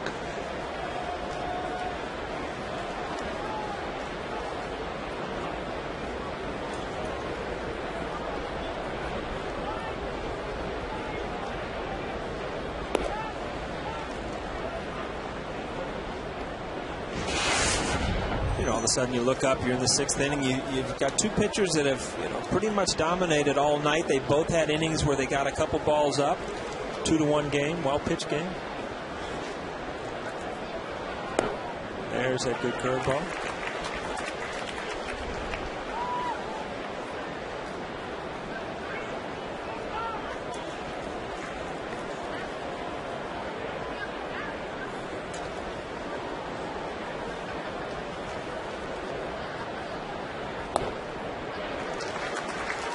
See, when you get that curveball, you throw that for a strike again. All of a sudden, in the hitter's mind, it's like, oh, all right, now I have to look for that, because he is throwing up for a strike. Opens up the plate for that fastball. And the only pitch he hadn't seen in this bat is a cutter. So you got to think that's coming next. Nope, going away.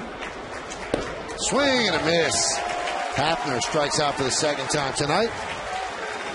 Tomorrow's game, we spoke about it, we promoted it. Now we're going to tell you the starting pitchers. Brought to you by Fios TV, Internet, and Phone. This is Beyond Cable. This is Fios. David Huff against CC Sabathia. Our coverage is going to begin at noon with the BP show, 12:30 with the pregame show, and then first pitch, I promise, will be right around 107, 108. CC has struggled of late, trying to bounce back from some subpar outings. Austin Kearns fouls it away. Always something about when you're traded away from a team that you want to do well. You see Jorge Posada, well rested. Again, he's got his boot on, smile on his face. Going to go over the next game with Andy Pettit there. Andy's going to pitch on Monday, the series finale.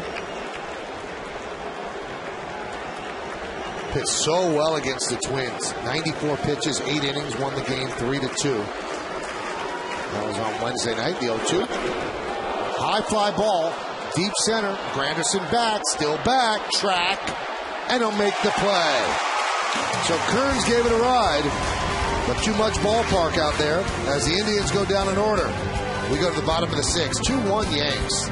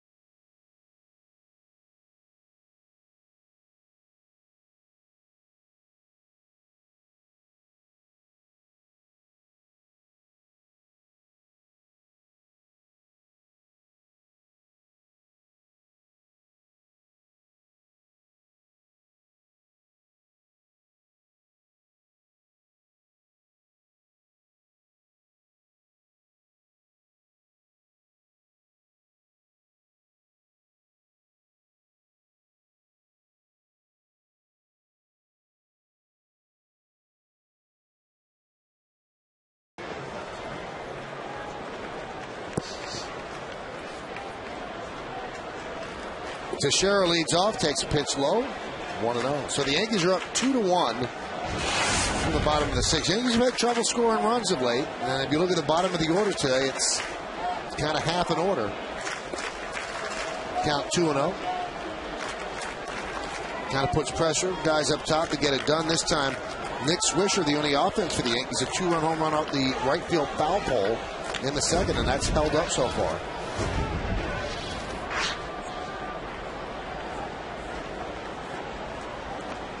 3-0. Talk about a game of inches. I mean, if that ball hooks another inch, it's, you know, Carmona's got a shutout going. So, you know, you look at Teixeira and you've seen his year progress. He got off to a terrible start. Then he got hot in May. Last few days, he's starting to turn it around again. And you just start hoping to see consistent good at-bats. Not one or two here and one or two there, but consistently having good at-bats. And then all of a sudden, by the end of the month or end of next month, his numbers will be where you expect them to be.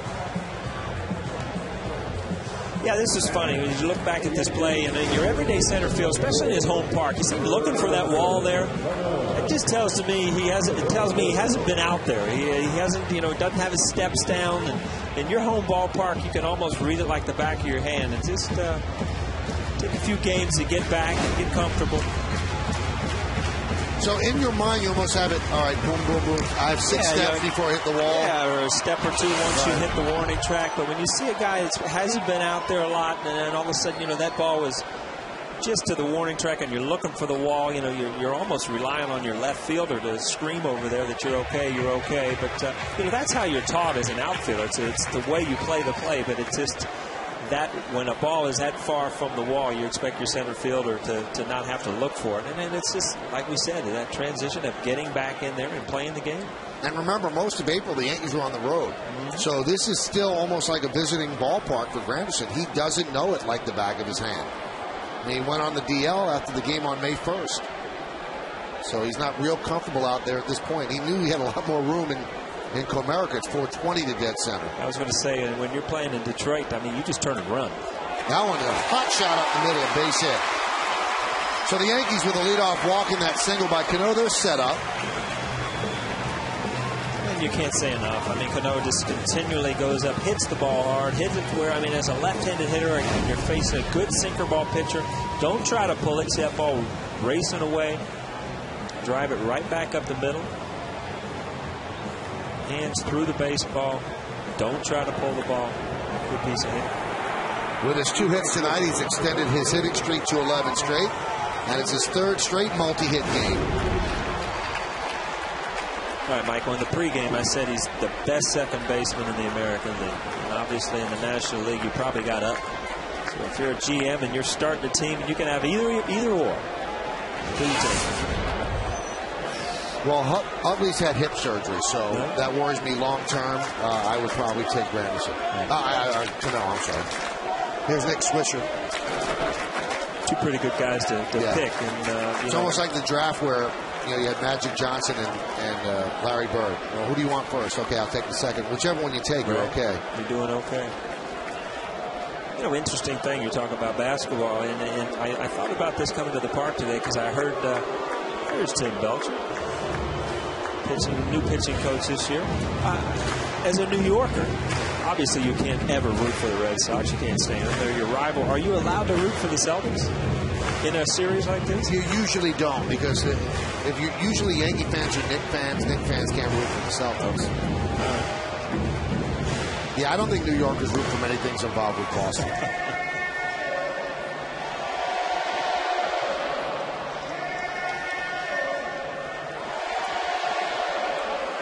Now, entering tonight, the Yankees had scored 15 total runs over the last 6 games.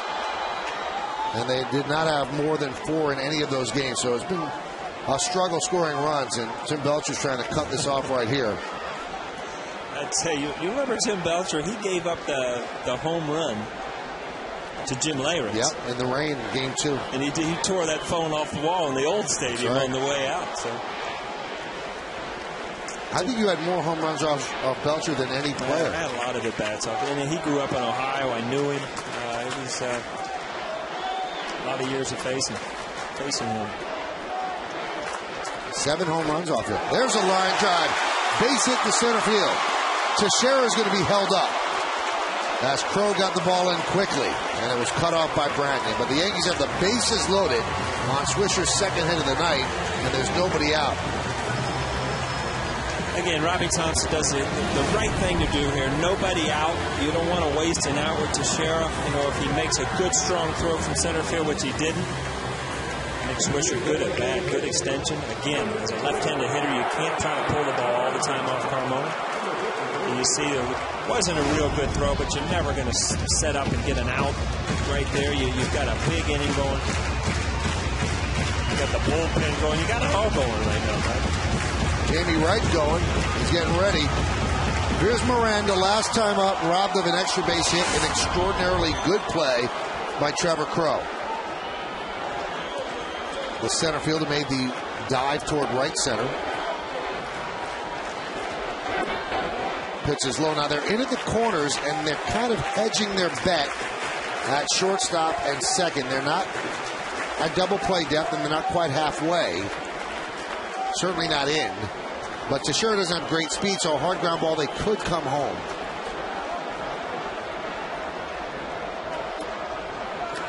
And the count 2-0. Now there's obviously no place to put Juan Miranda.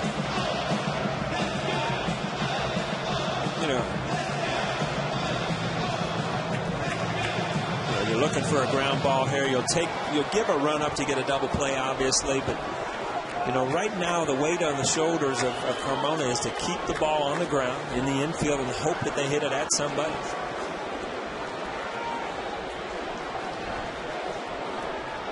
The 2-0. 3-0. Every once in a while, as a sinker ball pitcher in a big situation, you get bases loaded here. You try to overthrow a little bit, try to make those perfect pitches, and all of a sudden that sink is gone, and now you're in 3-0. Well, you've got to try to take a little bit of movement off the pitch and throw strikes. Teixeira, Cano, and Swisher, third to first, the 3-0, and he missed big. That's going to force in a run. Teixeira will score.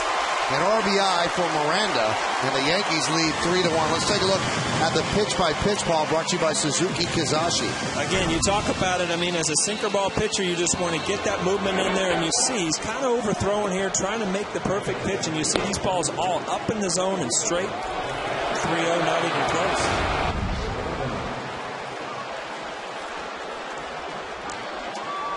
Another trip to the phone for Belcher. He's going to tell Manny Acta if Wright is ready. Only 90 pitches for Carmona. He should not be gassed at this point. Here's Gardner.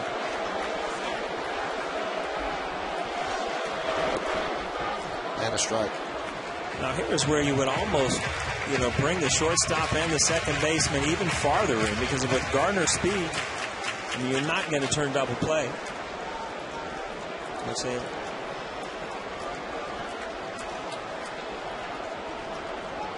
See Carmona pitches all the way first base side of the rubber. And that one is looped into left field. Kearns has to back up. He'll make the play. Once he backed up, that allows Cano to score easily. It's a sac fly for Gardner, and the Yankees lead 4-1.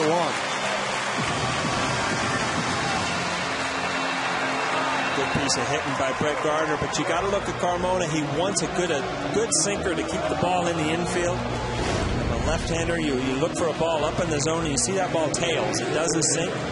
Gardner does a great job getting the ball out of the infield.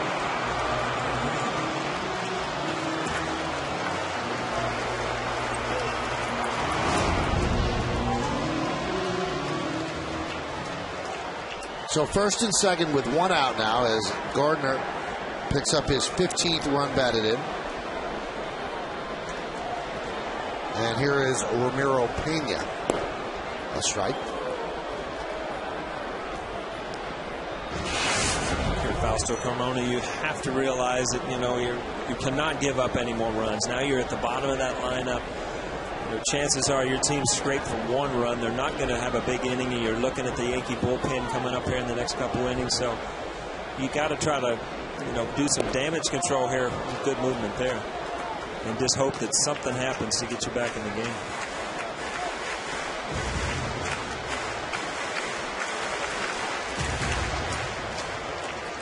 I would think once July gets here, Michael, and teams start thinking about, adding a good pitcher, guy with experience that the Indians' phone might ring.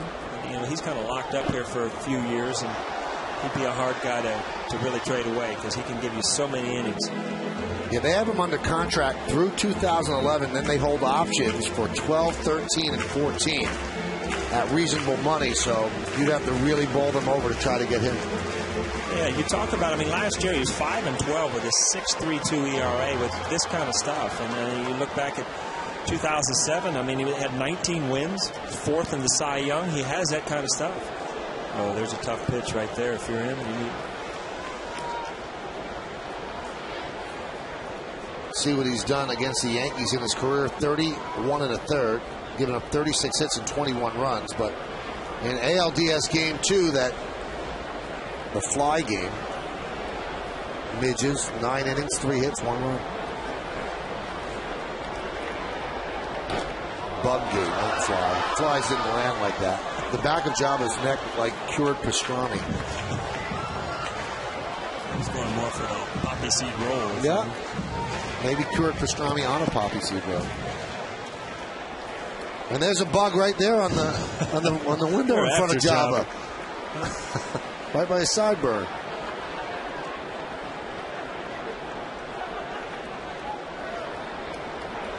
One, 2.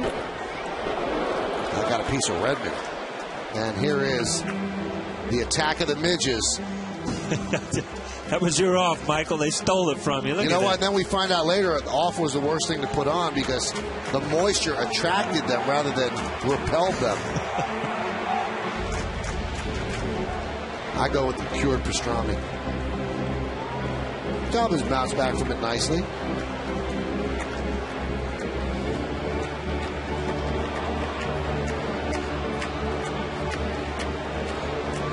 Joe Torre, to this day, says that's one of his regrets as a Yankee manager. He should have pulled his team off the field because the Midges did eventually move out.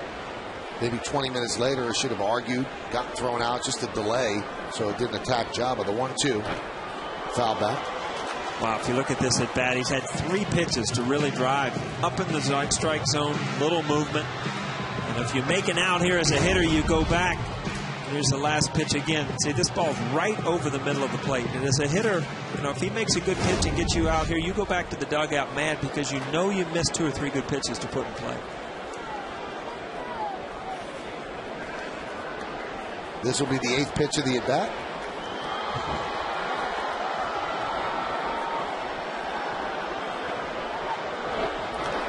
Another foul ball. That was a 100th pitch for Carmona.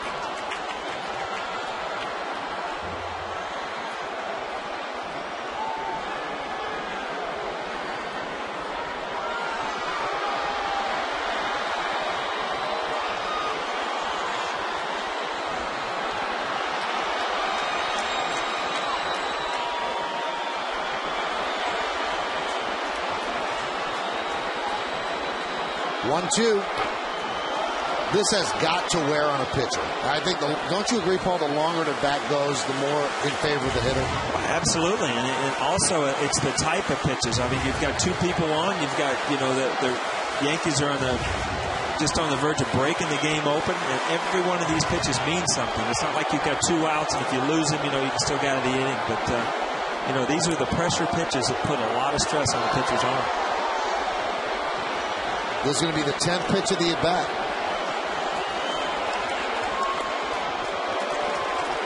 Two and 2. And we saw Tim Belcher on the phone over there. You see him there, and you can just get this, you know, the feeling that Carmona is starting to labor a little bit. You know, he's kind of overthrowing some pitches. He's kind of lost control of the sinker. And it's not the amount of pitches; it's just, you know, the stress of this inning of having so many people on base. And he wins the battle. He went off speed, and Pena swings and misses for the second out. This copyrighted telecast is presented by authority of the New York Yankees. It may not be reproduced or retransmitted in any form. The accounts and descriptions of this game may not be disseminated without the express written consent of the New York Yankees. Doing a wave here at the stadium. It's a pretty good wave, huh? Very coordinated. Are we standing up when he gets hit? I'm not. Come on, man. Swing and a miss. Why don't you do it when it comes back around? And, you know, that'll be impressive for all the fans that love you, that you take part in the party games.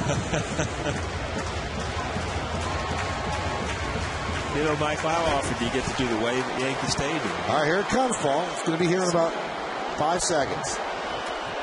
All right, we're at left field foul pole coming around third. Heading for home. Waved home by Robbie Thompson. This is your shot, Paul. Come on, Michael, let's go. Still coming. No, it's petering out. It's not getting here. It quit before it got here. It quit right before it got. Very sad. No, just under us and you didn't even stand up.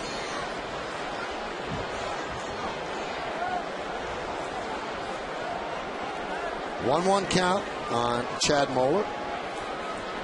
Moeller with the Yankees last year for a bit. And he's wearing our guy John Flaherty's number 17. Which Flash wore so proudly as a Yankee. I heard Flash on the telecast here. Flash knows a lot about this game, you know? Yes, he does. That's why you get the feeling like, man, this guy knows a lot about this game. Catchers are smart. Yeah. They just have to think about a lot of things, you know? Grounded to third. They'll go the short way. They get the force, and that will do it. But the Yankees get 2 more runs on 2 hits and 2 men left. We go to the 7th here in the stadium. It's 4-1 Yankees.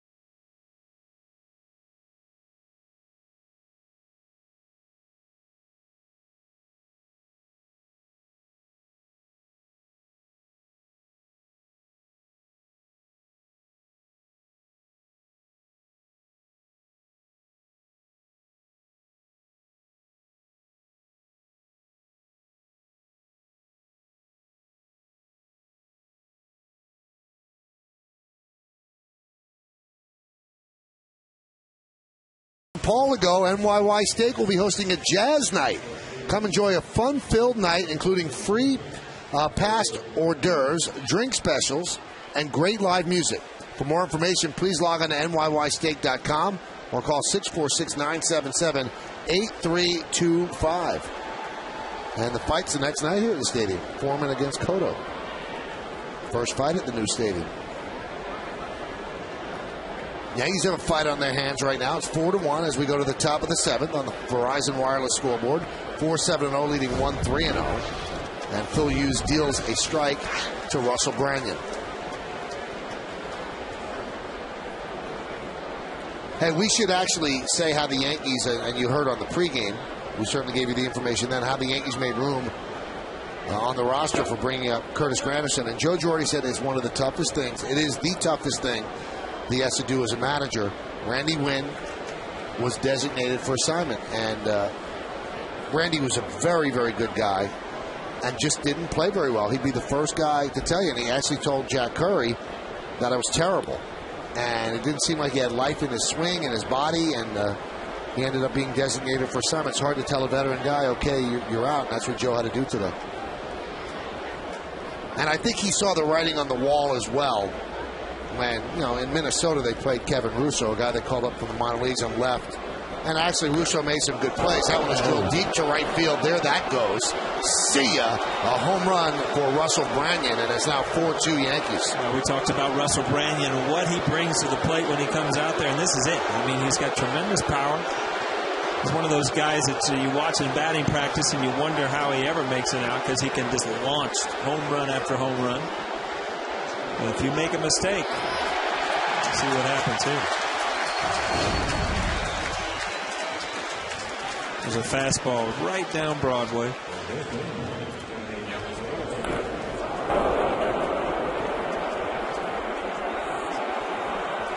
Well, that got out in a hurry. His 5th home run of the year. You see it in Yesmo.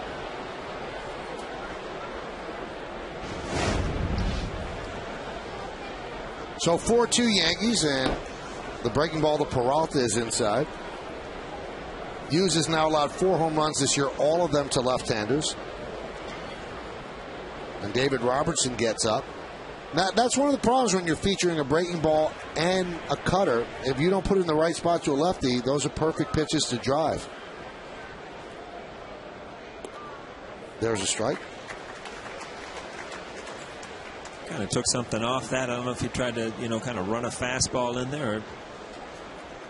But this is the time of the game, you're seeing guys for the 3rd or 4th time. You kind of change up things a little bit.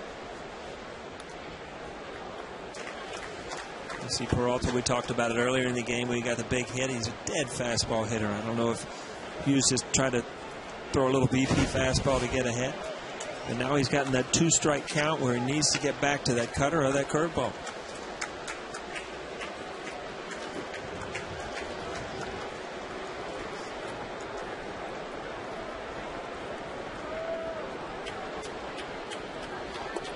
Outside.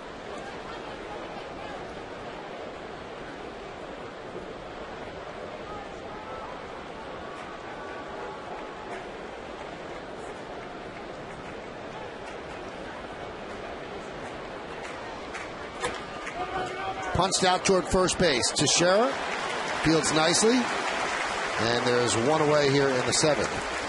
Well, we just told you about this earlier. Boxing is returning to Yankee Stadium. Come out to the stadium on Saturday, June 5th for the Stadium Slugfest, when the undefeated WBA Super Welterweight Champion Yuri Foreman defends his title against 3-time world champion Miguel Cotto. Get your tickets today at Yankees.com/boxing to see the history of boxing continue at Yankee Stadium.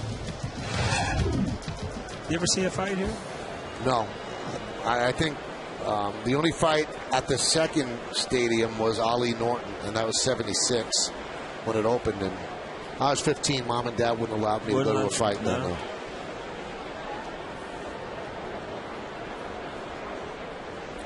Pitch to Valbuena is low. That put out by Teixeira, his 6th of the game tonight.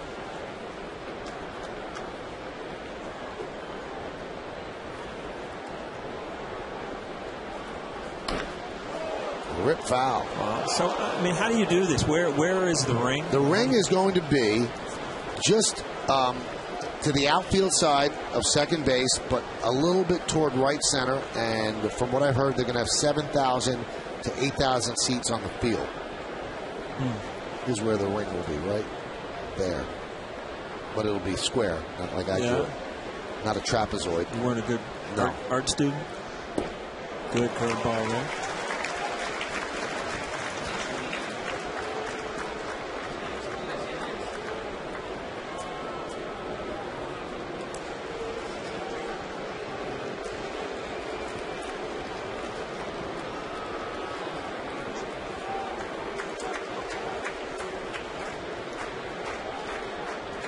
Swing and a miss. Valbuena says, I foul-tipped the ball. And the home plate umpire, Kerwin Danley, said, no, you didn't. I guess it's what he thinks is more important. Let's see if it's close on Yesmo. How is he trying to sell that? It's worth a try, right? Wow.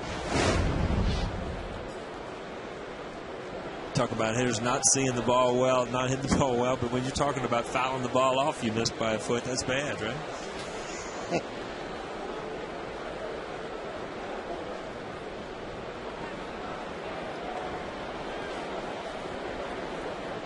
Here's Redmond. And there's a base hit to left field. Just past the lunging try of Pena. So Redmond, who's been a very good backup catcher with the Twins for all these years, moves over, backing up here with the Indians. You know, I think as a manager, you'll always like to see your starters finish an inning and then go to your bullpen, and that's where you are right here. 103 pitches. You've got a lead. Hughes is throwing the ball well. He's coming off a couple subpar outings. You'd love to see him get through this inning and then go to your bullpen. There's something about being pulled out in the middle of an inning that's kind of deflating to a pitcher. Hughes trying to complete 7 innings for the 5th time this year, and this is his 9th start. So he's given the Yankees length, and the count is 0-1 with that foul ball by Jason Donald. So with the runner on first, Donald is now the tying run.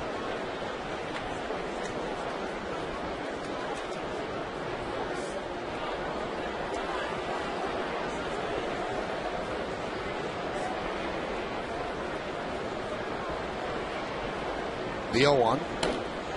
0-2. Crowd of 44,634 here at Yankee Stadium on this Friday evening.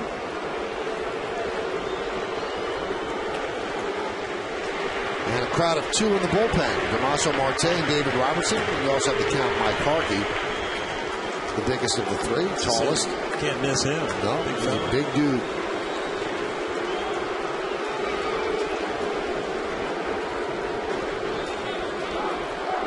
Time called.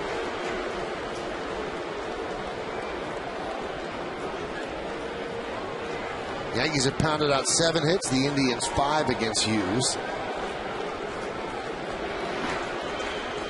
This is likely Hughes' final batter. Either way, good ratio. Strikes to balls. The 0-2. 1-2. See, that was a cutter. You still got 2 pitches. You don't really want to back up things as a cutter but to a right-handed hitter. But now you've got the 4-seam fastball you can use, or you can go to that slow curveball.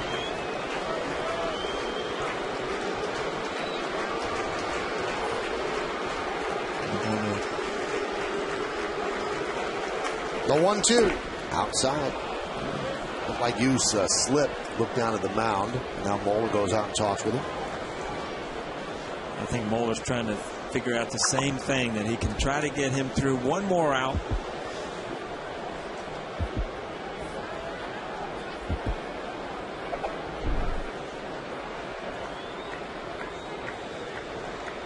Famous top hat logo of the Yankees.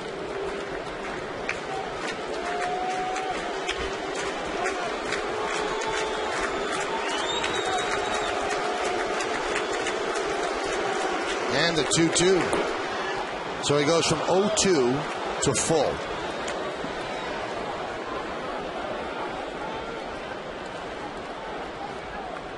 Crow is on deck.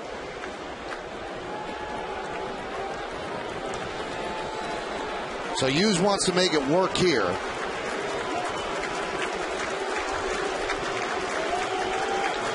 Redmond will go from first. 2 outs.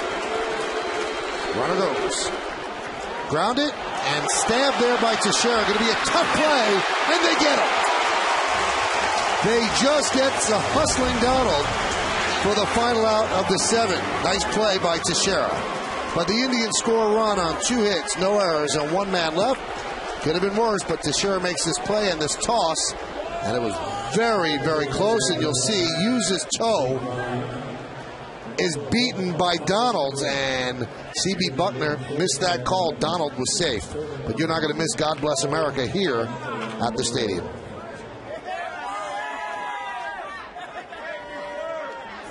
Thank you. Now Kate Smith's rendition of God Bless America.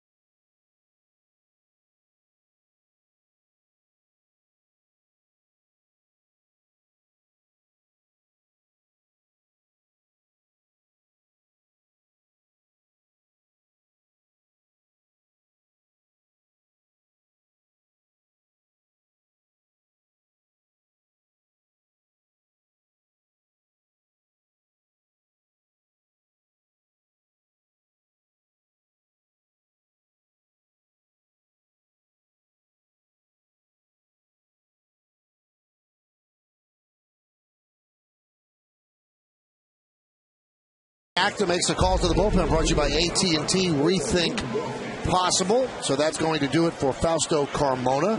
And Tony Sipp comes on in relief, one of 3 left-handers in the Indians bullpen. And boy, great numbers. 1.40 ERA in 21 games, 20 strikeouts in 19 1/3. So I'm sure he'd like to cut down the walks, and 9 hits. So his whip is about 1, which is very good. Good whip for Sipp.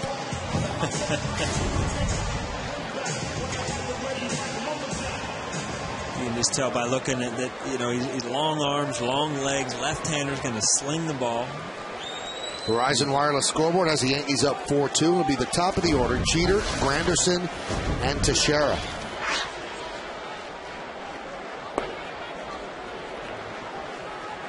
Kind of a funky delivery, almost like a buggy whip.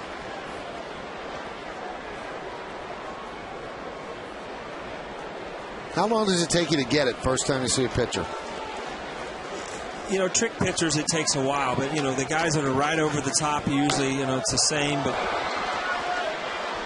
it's always good to have a little history with the pitcher, especially if you get up into a good, a big at-bat late in the game. You like to know what guys will go to if they're behind in the count or to try to get you out. That's the thing when you're facing a guy for the first time or something, you don't have any history of how he pitched you. Jabba Chamberlain getting ready. Sipp is not allowed to run in 7 straight appearances. And Jeter swings and misses.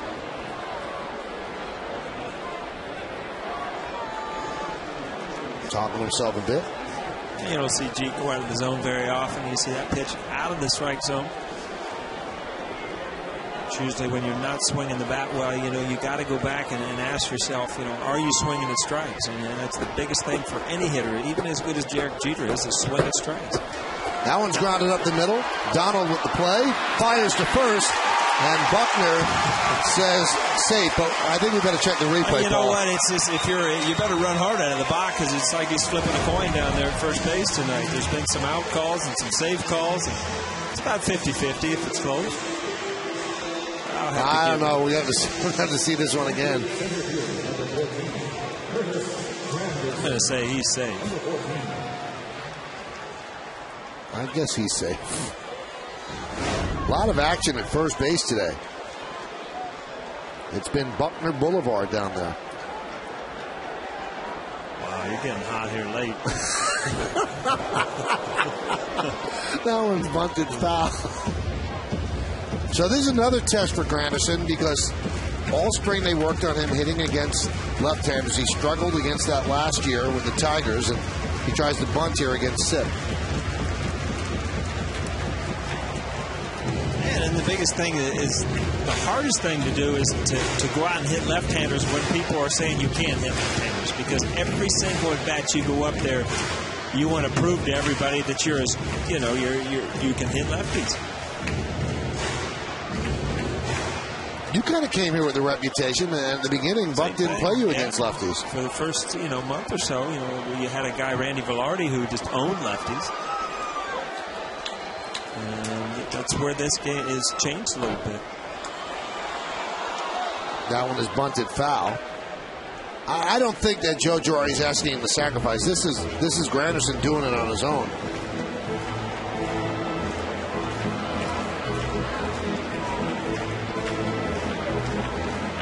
I remember it became almost a mission for Buck Showalter, who was the manager when Paul was traded here.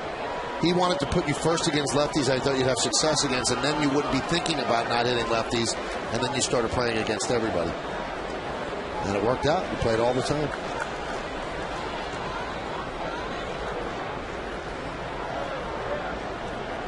The 0-2. That one is rocketed into right center field. He hit that lefty. One hop up against the wall. Jeter is at third. He'll stop right there. Granderson gets himself a double.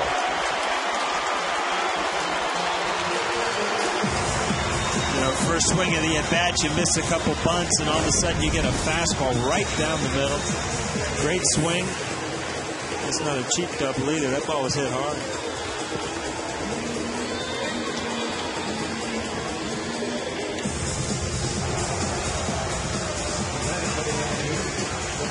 See Jeet running well.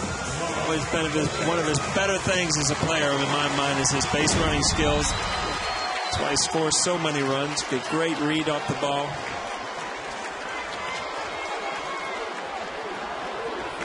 You know, this is the amazing thing, that you look at Mark Teixeira and everybody's talking about his numbers, but the one number, even with that sticks out, is he has 30 RBIs. And, you know, all of a sudden he gets hot, and you'll see him at 100, 120 again. I mean, that's just a lot of run production, having 30 RBIs with the type of start he's had. A lot of opportunities, too, I'm sure. Now, it's got to get him just a bit that he's at 219 and we're on May 28th. And I was talking to Dave Winfield today on my radio show, and I said, when does it start to say, oh, it's late? He said, not now. He said, if you're hitting in the 200s of the All-Star break, you know it's going to be hard to make it up. He said, but this is only 30% of the season. He said, he's not in bad shape at this point. It pitches high and the infield's in. You know, it's funny because I think it also depends on the type of hitter you are. Because, you know, Mark Teixeira, if he hits 30 home runs and drives in 120, he can hit 270 and everything's fine. Right. But, you know, when I look back, if I hit 260, 270 and hit 20 home runs, and, you know, that's a different. It depends on what type of hitter you are.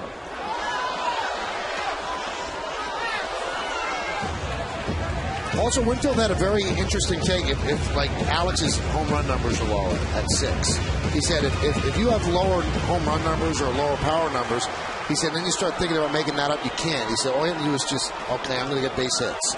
And if you get base hits, everything else is going to build up and the other things will come. But you got to think, let me just get base hits. Don't try for home runs. The 1-1. Outside, 2-1.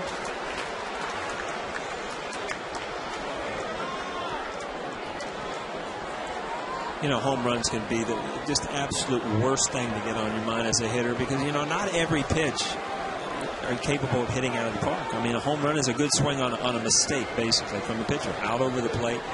Seldom do you see a good sinker down and away hit out of the ballpark. So you can't go up there looking to drive the ball out of the park, for instance, you know, if a guy's throwing you away, sinker balls away. And when you start trying to force things in this game, that's when you get in trouble. So another lefty, Rafael Parra, is warming. Now, to put things into perspective, Teixeira coming into the season was a 290 hitter, lifetime. In order for him at 290, he only has hit 323 the rest of the way. That's not an extraordinarily hot final 4 months of the season. If it had to be 390, that's a different story. The 2-2, 3-2. You know, my point is, if you're Derek Jeter and you hit 270, it's an off year. Right. But because you're not going to hit 30 home runs and drive in 120, where Teixeira, you know, is so important with his power and his RBI numbers that sometimes his average can be overlooked. That one gets past Redmond. Jeter thought about coming, but he didn't. And then Granderson has to hustle back to second. So now the bases are loaded on the walk to Teixeira, and that'll bring up Cano. And you look at Granderson, even on plays like that. You see, it's a wild pitch, and Jeet again. He gets a great read and realizes it's not the time to go. But I was watching Granderson, and his movements, he's not favoring in that leg. And if you're Joe Girardi, you got to be happy about that. He seems to bring him back to second base. He's made some plays in the outfield. He's sprinted for a double. So health-wise, Granderson gets an A tonight. This is a big spot for the Yankees. They can give their bullpen some breathing room. It's 4-2 right now, tight game, but the bases are loaded. The infield is in for Robinson Cano. Cano 2 for 3 tonight. Infield single and a single to center. He's also scored 2 of the Yankees' 4 runs.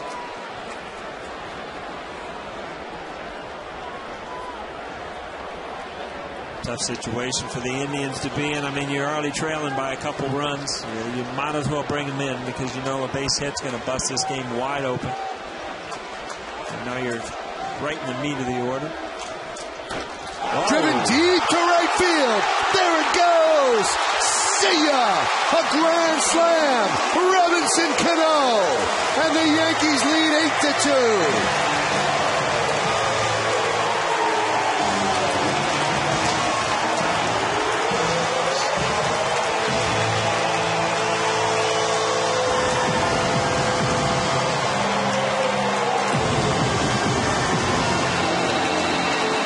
Big night for Cano.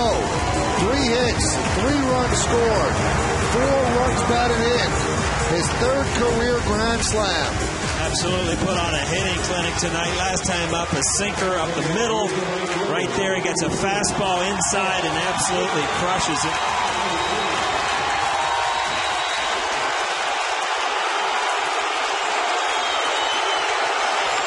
And into the second deck.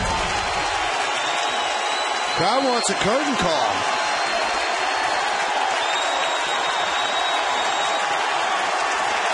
Is Robbie going to give it to him?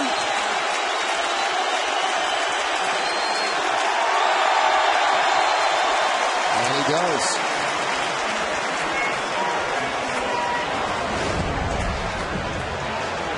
That's Cano's first home run in 95 at-bats. And he really crushed it. Wow. May 2nd, the last time he went yard. 10th home run of the year. And that clips Nick Swisher. Yeah, you know, I was just going to say, curtain calls in the middle of the at-bat, sometimes that can kind of aggravate the pitcher. And, you know, you're playing a team that has nothing to lose, and you know, you're kind of embarrassing people when you're doing things. And then, you know. And that was as the pitch was coming, Yeah, Paul. it's not Robbie's fault. It's just kind of the way baseball is played now. You know, Well, Nick Swisher just went to first, and he realizes why he got plunked.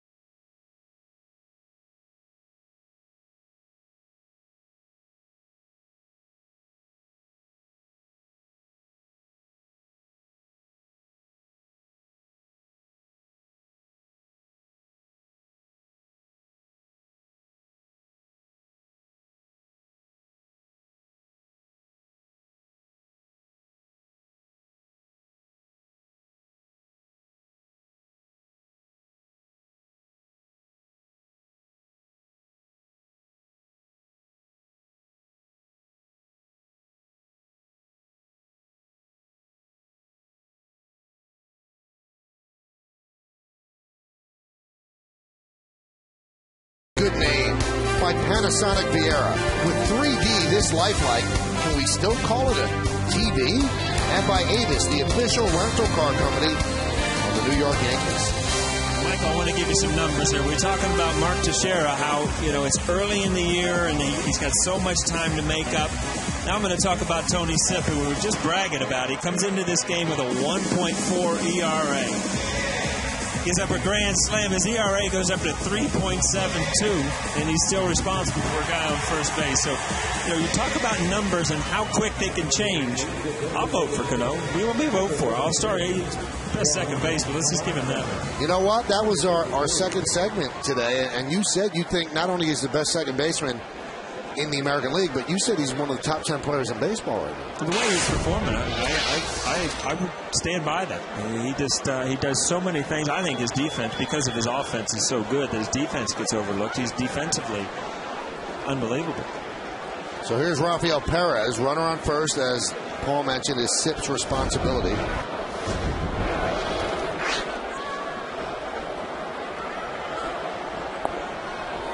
So a lot of things happen to Tony Sipp there. Sipp's whip is going to skip now because of the grand slam. But he's got to look at this bad outing as just a blip. How long is this going to go? You got a couple more innings. Huh? Yeah, I'm waking up now. It's like playing Scrabble up here with you or something. Count 0-2.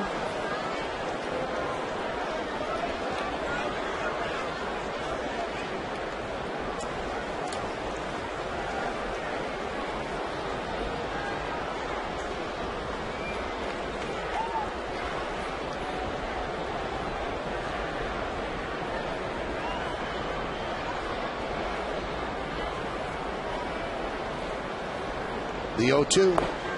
Outside 1-2. Now here's a guy to me that could end up somewhere else. I mean, you've got some other young lefties that are showing promise. Perez a few years ago was one of the better left-handed, lefty-lefty matchups out of the bullpen. This is a guy that could really help a team that's, short in the bullpen on lefties later in the year.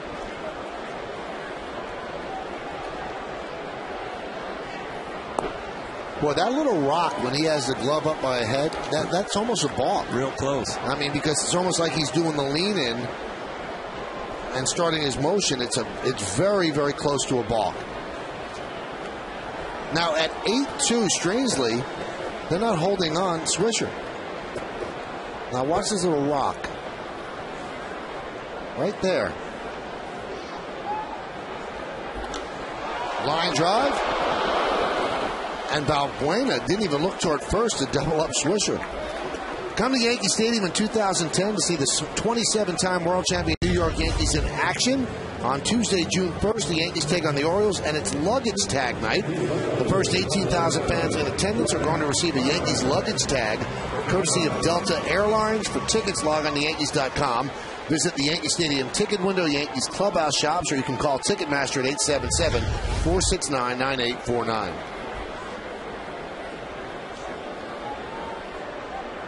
You can talk. You know that? You get a lot of words in. You know that? Huh? You do it all day. Then you come straight here. You don't even take a break.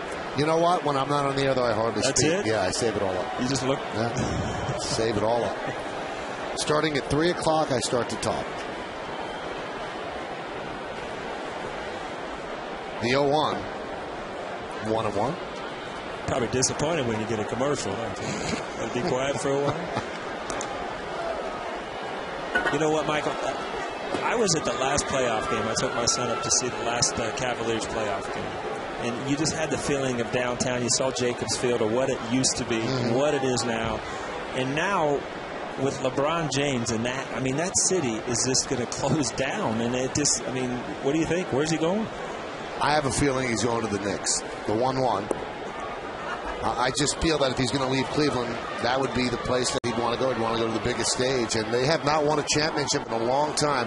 The most recent championship in Cleveland came in 1964 with the Cleveland Browns. And I'm telling you, I live in Cincinnati, so Cleveland's not too far away. But, it was almost shock and fear of the whole city going in there. They feel like he's leaving. And with that, their sports. Because the Indians are with the Indians right now, and the Cavaliers, if they would lose him, it's just a city that's, very pride. It has a lot of pride in their sports, but and the Browns also, that just has not had a lot to root for over the past, I don't know how long, right? Well, if LeBron leaves, they're going to have to really just depend on the dynamic personality of Eric Mangini, the head coach of the Browns. There you go.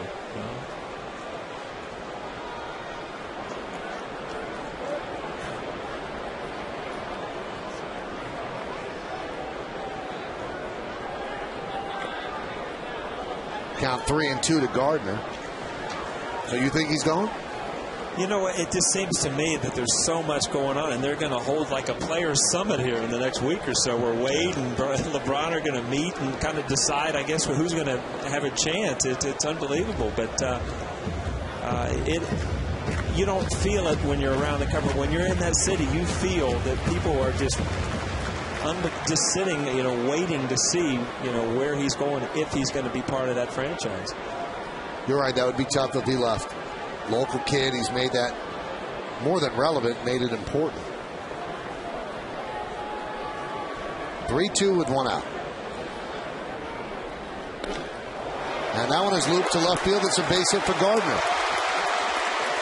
as Swisher advances to second. So first and second with one out. Yankees leading 8-2. Some headlines in Major League Baseball of late. How about the Mets sweeping the Phillies? Okay, that's one thing. Not allowing a run in 27 innings is another. Jacoby Ellsbury's been on the DL, then came off. His ribs were still bothering him. They put him back on the DL. Can't wait for the debut of Steven Strasburg with the Nationals. That's going to be in early June. And Joe West, Mark Burley, and Ozzie Guillen were all fined about that balk argument. And I think that Steven Strasburg tomorrow is pitching in Scranton at the Yankees AAA affiliate. So that should be fun. Heard a lot about him. I mean, he might be the next Nolan Ryan. Who knows? But, boy, the reports have surely been high on him. Yeah, has Joe West been in the news way too much for an umpire? Huh? It would seem to be. How about this? You'll love this. He has his own publicist. Oh, okay. Huh? Is that to get the CD out, or is his calls on the field? Well, the publicist is to publicize his CD. But he says when he has the interview, if you interview me, I'll talk about anything. Major League Baseball is not thrilled. Because they had told him after his comments regarding the Yankees and the Red Sox at the beginning of the year, okay, keep it low. That's not for an umpire to do publicly. Right.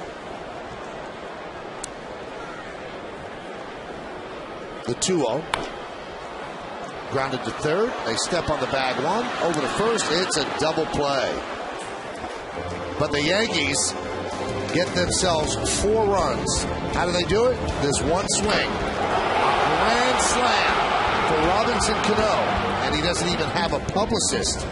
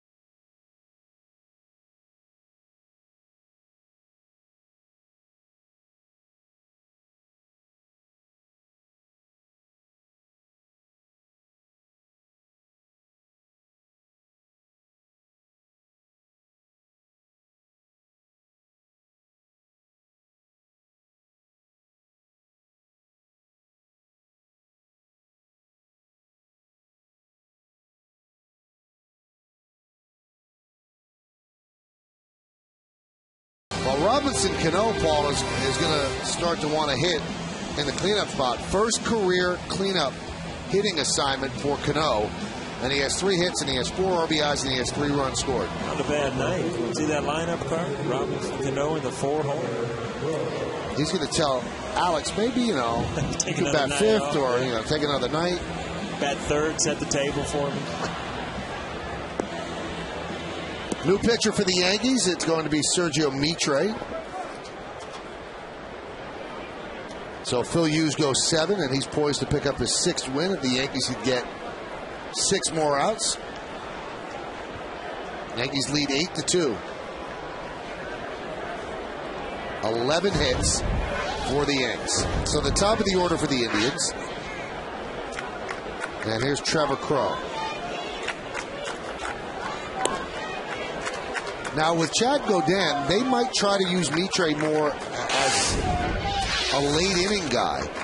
You see his numbers. He's done fine so far. Because they keep getting bad news about Alfredo Aceves, who had his second epidural. Now, it might lead to surgery somewhere down the line for his back problem. But, Paul, they're going to try to stay away from that at all costs and try to rehab him so he doesn't have to have the surgery. But until they get him back, or if they get him back, they have to develop somebody that can do what he can do. He happens to be a very valuable pitcher for the Yankees. We had a great year last year, had a lot of appearances, but you just wonder if, if you rehab it, you have a chance to pitch this year. If you have surgery, obviously you're looking through next year. So, hopefully for the Yankees, you talk about his importance, Michael, that, rehab and some rest will get him to a point where, he can get out here and compete again. And there's Chad Godin, released by the A's and subsequently picked up by the Yanks. The 0-2. Swing and a miss. When Mitre has that pitch going down, he's a very effective pitcher. Well, tonight and throughout the Yankee season on Yes, we're asking you to vote along with us for the Chevy Player of the Game. Text your vote to 58772 or vote online at yesnetwork.com. Tonight's candidates are Robinson, Cano, and everybody else. Vote now and make your voice heard. Standard text messaging rates apply. It's going to be an easy vote tonight. I would think so. No knock on you, Swisher, and Teixeira, but it's kind of been about Cano tonight. He's ready. He's poised, that kid. He's thinking to himself, I'm running out of time. I need that foul ball here soon. As a kid, when you went to Reds games, did you ever catch a foul ball? No. Me neither. All the Yankee games on, never once. I got one autograph, though, and then I found out years later that wasn't even real. I was crying because I didn't, I was the little guy, and then all my brothers were. My dad went down and mocked a Roberto Clemente autograph and handed it to me, and I thought, this is great. I got Roberto Clemente's autograph. I find out years later that my dad wrote it. So, wow. But you stopped crying. Yeah, I did. So mission accomplished. That's right. Got a hot dog and an autograph. It was great. That one is driven to center field. Kind of a circuitous route for Granderson, but he hauls it in.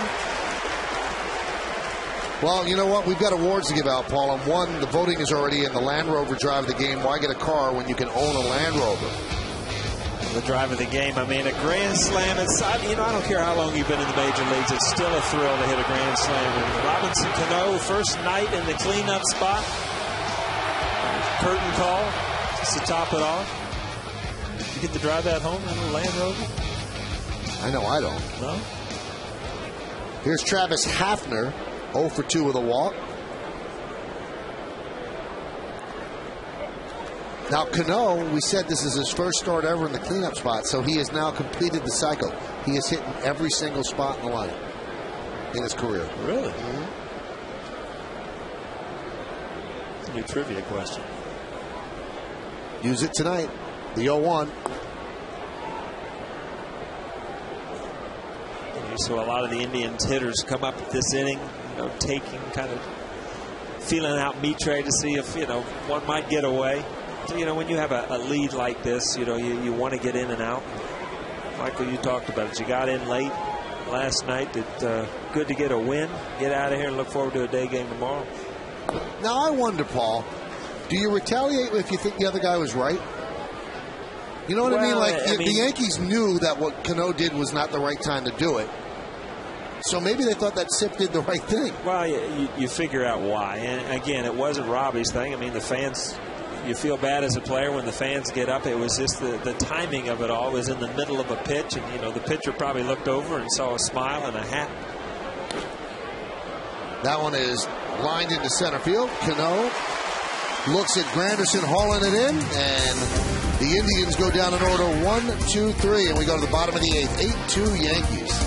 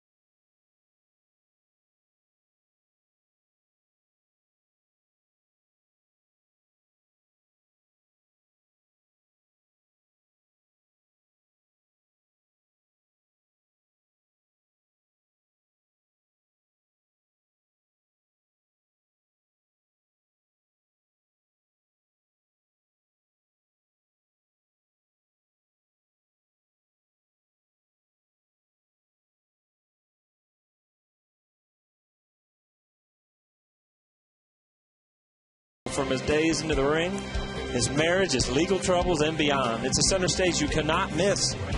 Sunday night at 8 o'clock, only on Yes. You watch that and you will not be yawning. I'm telling you, he was unbelievable. Yeah. You should try to catch that on Sunday night. Because I know you'll be in early because you have a day game on Monday. That's right. Got to get your rest. Seems like that guy has a very short leg. Where's that leg from? That can't be his leg. Oh, it's the guy next to him, maybe. Who knows? How much sleep did you get last night? What was that? How much sleep Not did you get much. last night? Jamie Wright deals low to Chad Moeller. Those are Wright's numbers. It doesn't matter how much sleep the broadcaster gets, but the Yankees probably got into their beds last night, 4:30, 5 o'clock in the morning. Does it affect you in the game? You know, it usually affects you the day down the road. Chad Moeller rockets one to left field. It's a base hit. Chad's going for 2. And he'll make it.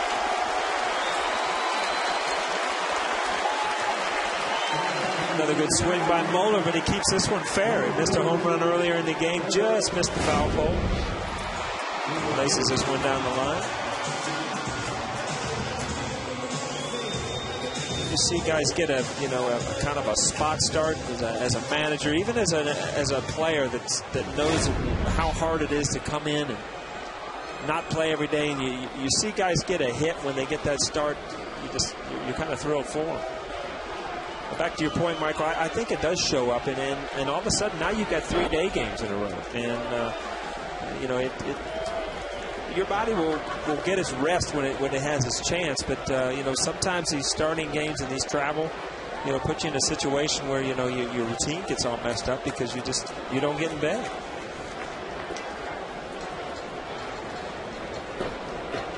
Count 2-0. Jeter with 2 hits tonight, his 20th multi-hit game of the year.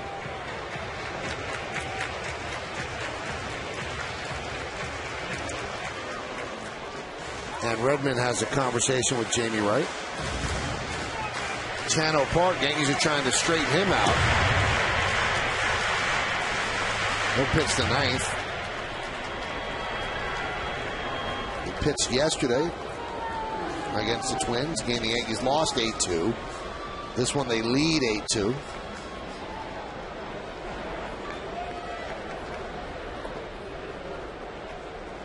Count 3-0.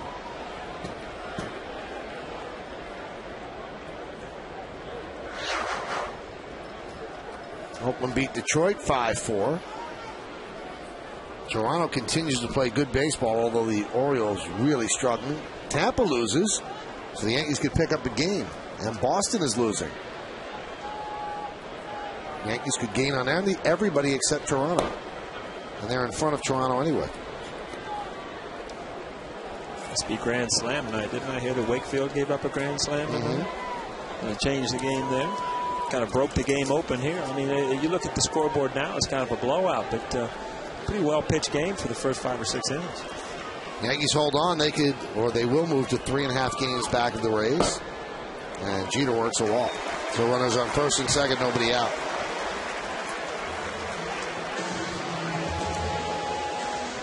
How about the score for the Mets?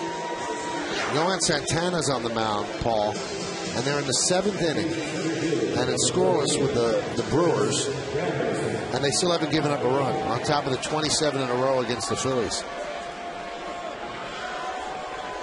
It's funny to see the kind of the resurgence of the Mets, and all of a sudden you're gonna get that competition again. I mean, the Yankees have been good over the past years, where the Mets have kind of faltered at the end. But if you get both those teams playing well, you get that competition between the fans, and it kind of spills over into the players. You kind of realize what the other side of town is doing. Kevin Russo pinch runs for Jeter as they give him the rest of the night off, and the Mets have had 33 straight innings of scoreless ball. Here's Granderson. Breaking ball strike. Russo got a boost with Granderson coming back. The Yankees could have easily have sent Russo down to the minors and just kept Randy Wynn, but they designated Wynn for assignment, and they kept Russo. And that one plunks Granderson to load the bases. Now, Russo, since coming up, has certainly done a nice job. Against the Mets, he got a big hit driving the 2 runs. Yankees won that game 2-1.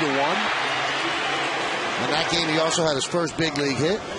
Made a nice play at Target Field. And Joe Girardi said, we went this route because we like the versatility. Russo got another hit in Minnesota. Is an infielder by trade and playing a nice outfield as well.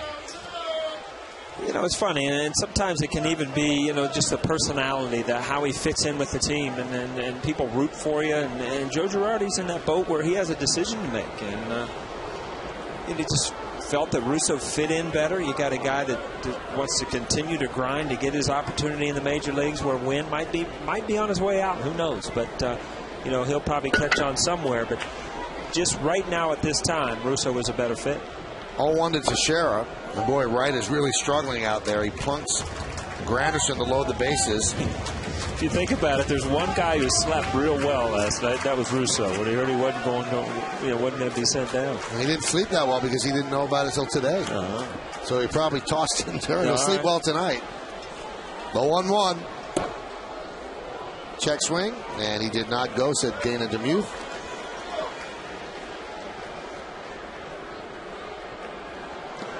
These are the games that, you know, the Cleveland Indians come out, they start, they're in the game, they're playing hard, and as a manager, you just see it kind of unfold in front of you, and all of a sudden, you know, you're looking at a major blowout. And, you know, when you have young players, you said it's rebuild basically means you're going to lose a lot of games, and it's just the way it is. In Cleveland right now, you have to look to the future, but right now, you're going to take your lumps. Born in Long Island, playing for the Yankees, Kevin Russo.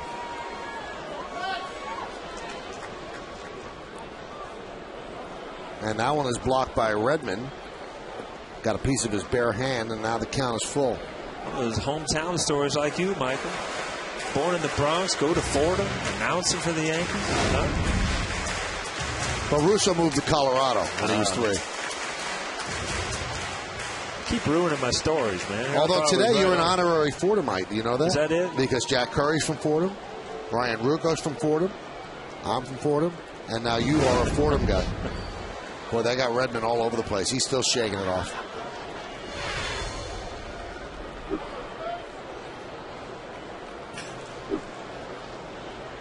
Right now he's contemplating wide catch. Why did I do that? And that's what they're doing. They're giving him time just to shake it off. He is really hurting. And now they finally come out with the trainer and Manny Acta. It only took him about 20, 25, 30 seconds to realize that he was really hurt.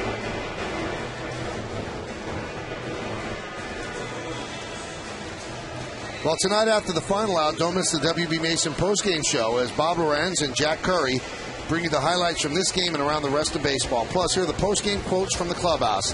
It's all coming up on the WB Mason postgame, only on Yes.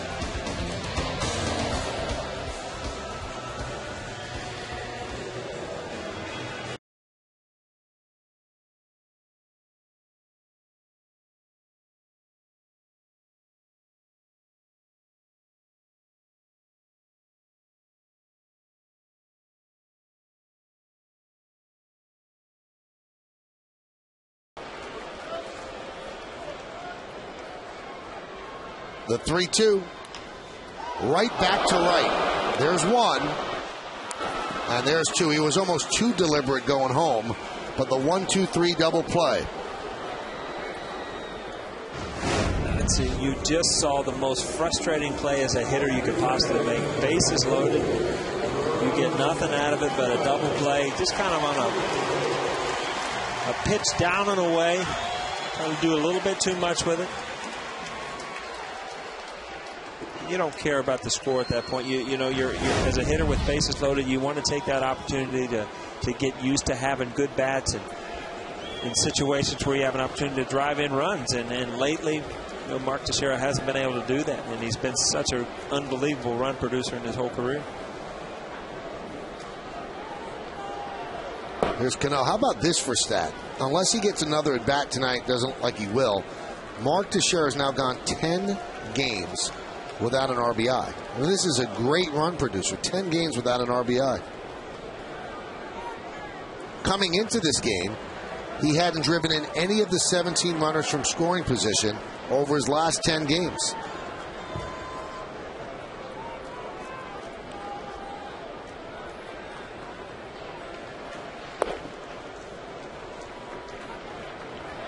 But when you look at his RBI total, it's not terrible, Paul. He still has 30 ribbies. Yeah, we talked about it, and it's opportunities, and you look at there's your two stars that are going to drive in runs. And right now, as the Yankees, you're winning games, and your two big guns aren't hot yet. So you look at it that way. You realize how good your pitching is, and when these guys turn it around, it just makes everything a little bit easier. You catch the baseball, you make the plays. And then you get in a series like this where you're pretty much overmatching another team, and you take advantage of it, and you win every single game that you have an opportunity to win. 3-0, and Cano walks, so his great night continues. Been on base 4 times, 3 hits, a walk, grounded out the second one, so has 4 RBIs and 3 runs scored. The Yankees have the bases loaded again, this time for Nick Swisher. Swisher gave the Yankees a lead that they never relinquished at 2-0. They've never looked back. This is kind of a fun at bat because as a hitter, when you get hit the time before, you've got you're a little irritated to start with, but now you get an opportunity to really do some damage and walk up here with bases loaded.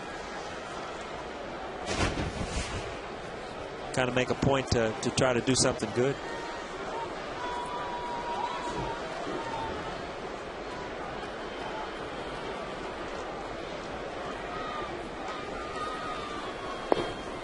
And a strike.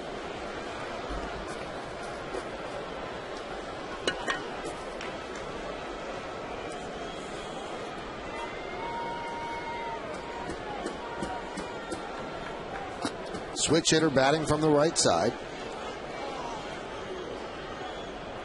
He rang the foul pole in the second inning, high off the foul pole down the right field line for a 2-run home run. He's 2 for 3 and was hit by a pitch. He's had a great May. Hitting over 340 with 7 home runs in May.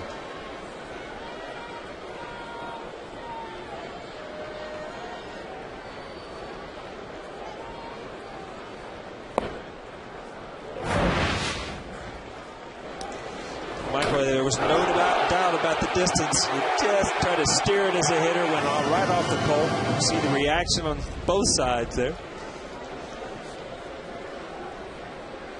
You see that little mark on his bat. That's probably where that home run came off of.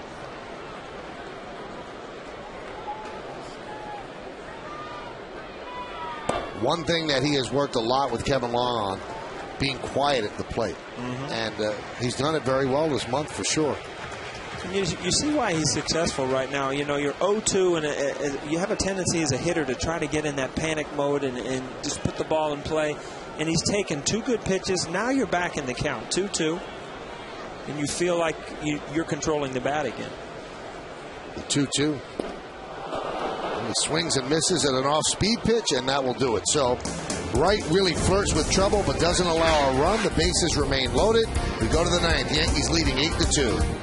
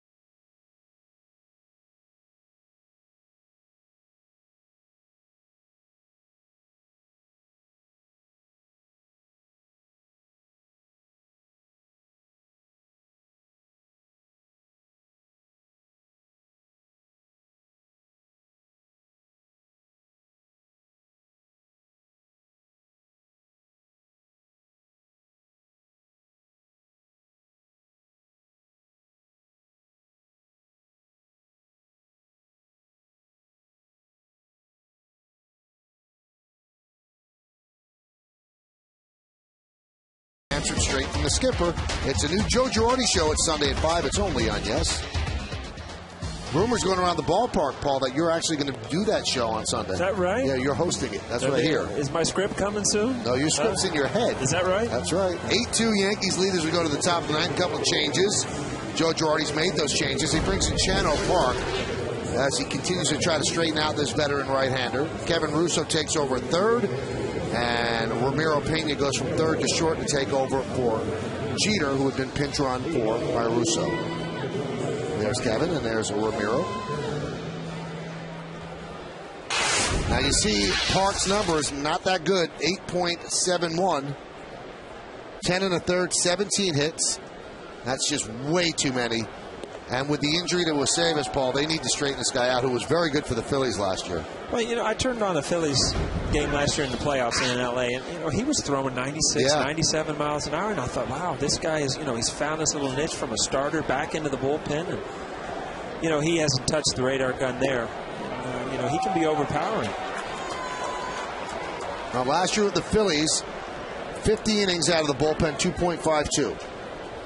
This year, 20% of that, an 8.71 ERA. He's allowed 5 home runs. Last year didn't allow 1, pitching in that ballpark in Philadelphia. Well, I can't emphasize it enough, but I think pitchers take it for granted when they're in their National League. I mean, they're different lineups. I mean, this is an offensive league where you don't, you know, you can't look on the on-deck circle and know that you have an out. And you know, you come over and all of a sudden you get beat up a little bit, and you figure it out. And especially a veteran pitcher, you figure it out how to start getting people out again in a different league.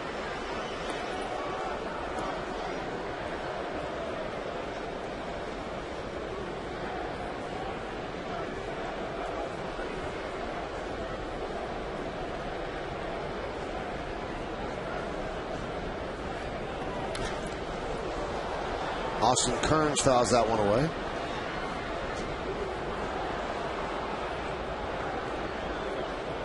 Paul, how about your Reds? Are they for real? You know what? It's funny because I don't know if they know if they're for real, but the city is starting to get that vibe that, you know, it's been a while.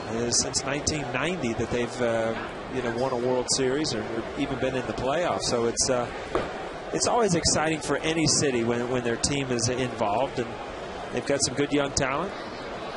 And they're in a division kind of like, you know, the American League West or something. You see Cincinnati going at it again, giving them the Houston Astros a beating. Well, the last time they won a World Series, you were on that team. So once they traded you, it was the curse of the O'Neill. Is that what it is? Yeah. They figured they should have won a few more. That's why they got rid of it. Instead, they gave the Yankees 4 World Championships. And as nice a guy as Roberto Kelly was, it didn't work out for Roberto with the Reds. I just got a text from my daughter. They're on their way to get ice cream. Daddy, should I get you some? Yeah, any need to tell you that? The 2-2, swing and a miss. There's the overpowering fastball. It's 93, but it had some late life. You talk about it, Michael. I mean, he started the count off with an off-speed pitch, and right here you see the fastball. It's by Kearns up in the zone.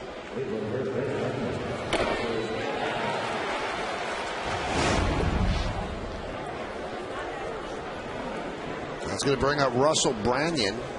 There's some of your ice cream. Uh-huh. Now, you were looking for some ice cream earlier. Did you get it? There wasn't much left. Audrey tried to help me out, but there wasn't much left.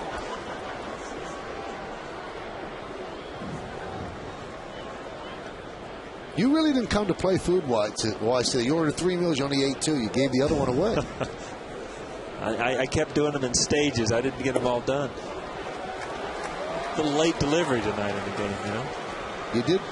You fit in 2 slices. You had 5 chocolate chip cookies. Slices. You know, it's funny. You never hear that. It's you have a piece of pizza. Here you have a slice. You know. I heard another word today. Manhattan. Isn't it Manhattan? Is it? Everybody says Manhattan here. Say it fast. Manhattan. Oh, is that it? Yeah, You're in a rush to get through that word too. That's what people do in Manhattan. The only place you can sit in the traffic jam at 1 in the morning last night over the bridge, but you're in a rush to get through your words. Huh? That's right. All right. I mean, you want to get out of that traffic jam. We were trying. Right. Just circumstances dictate otherwise. The 1-2. Rocketed into center field. That was sinking, and it sinks in front of Granderson for a single for Branyan. Russell Branyan's had some good swings today. One ended up in the seats, and right here he got another pitch to hit, a fastball hitter. Late in the game, you're not going to try to trick anybody. Gets a pitch out over the plate and lines it to center field. Right, Michael. That kind of had every once in a while you hit a ball so square that it kind of knuckles and it just dives down.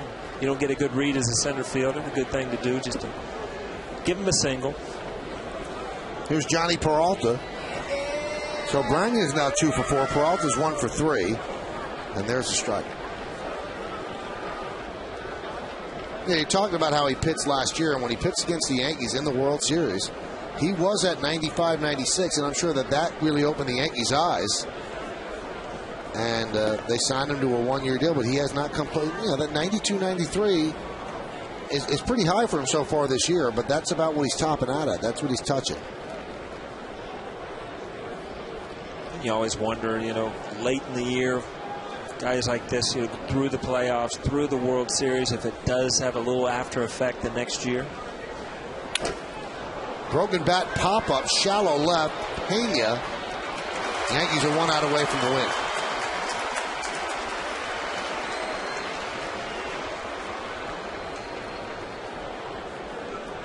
So Branyan stays put at first, and that leaves it to Luis Valbuena.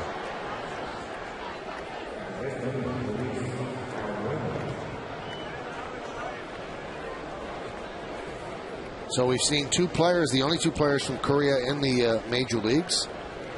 Shin, South Korea, Shin Soo-Choo, and Chan-Ho Park.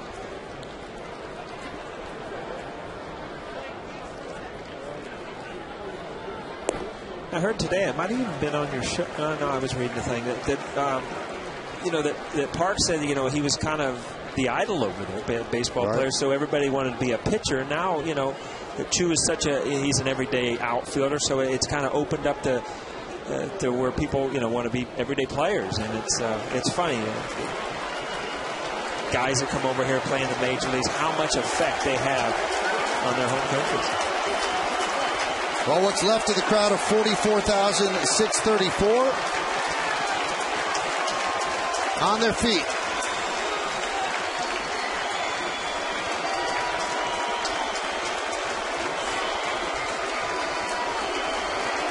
And the 0-2. That gets away from Moeller, but Branyan's not going anywhere, down 6.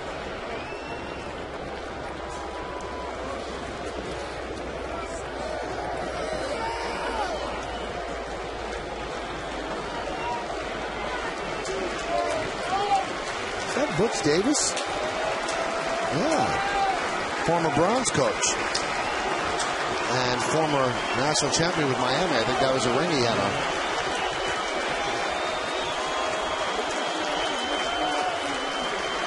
I think he's with North Carolina now. I think he is. Pretty good seats, whoever is with him. Yeah. Wow. Nice. Oh, that's a Cow. He was an assistant with the Cowboys. Strike 3. Valbuena down looking, and the Yankees win the game 8-2. Pretty good inning there for Chan-Ho Park, as the Indians, no runs a hit, no errors, and 1 man left. So the Yankees start this 4-game series against the Indians with a victory, and all of it about Robinson Cano. You see this pitch kind of leaking back over the inside corner, and Chan-Ho Park gets the final 3 outs. It's all about Robinson Cano tonight. Phil Hughes picks up his 6th win. But you have to stick around for the postgame show to find out who's tonight's Chevy player of the game. You can't have a better day than Cano with the 3-run score, 3 hits, the grand slam, his 3rd career grand slam. And the Yankees, although tired after getting in very early this morning, they feel a little less tired because they start off the homestand with a 8-2 victory over the Indians. Well, Robinson Cano, obviously the star of the show, and he is with our very own Jack Curry in front of the Yankee dugout. Jack? Robinson, it's a 4-2 game in the 7th inning, bases loaded. You're facing a tough lefty. What was your approach in that at-bat? Well, my approach was same thing that I do with every pitch. Just go out there and get a pitch that I can drive and, make a good swing. Especially when I have bases loaded with no out, trying to get a fly ball to bring him in. You've been hitting the ball very well lately, but were you aware that was your first home run since May 2nd? I know. It seems like forever. But good thing that I was getting my hits and get on base for my teammates. And now you hit cleanup for the first time in your career tonight. You hit a grand slam. You get 2 other hits. So you're going to ask Alex if he wants to switch places with you? No chance. He's the guy that got to be there. I just was there because, he deserved the day off today. And, it's a great feeling, clean up the first time and get a grand slam. Thanks a lot, Robbie. Michael, send it back to you. Thank you, Jack, and thank you, Robinson, as well. So a big night for Robinson Cano, and the Yankees win this one 8-2. We got some things to do. We got some awards to give out, and then, of course, the postgame show with Bob Lorenz and Jack Curry. All coming up. Yankees win this one 8-2.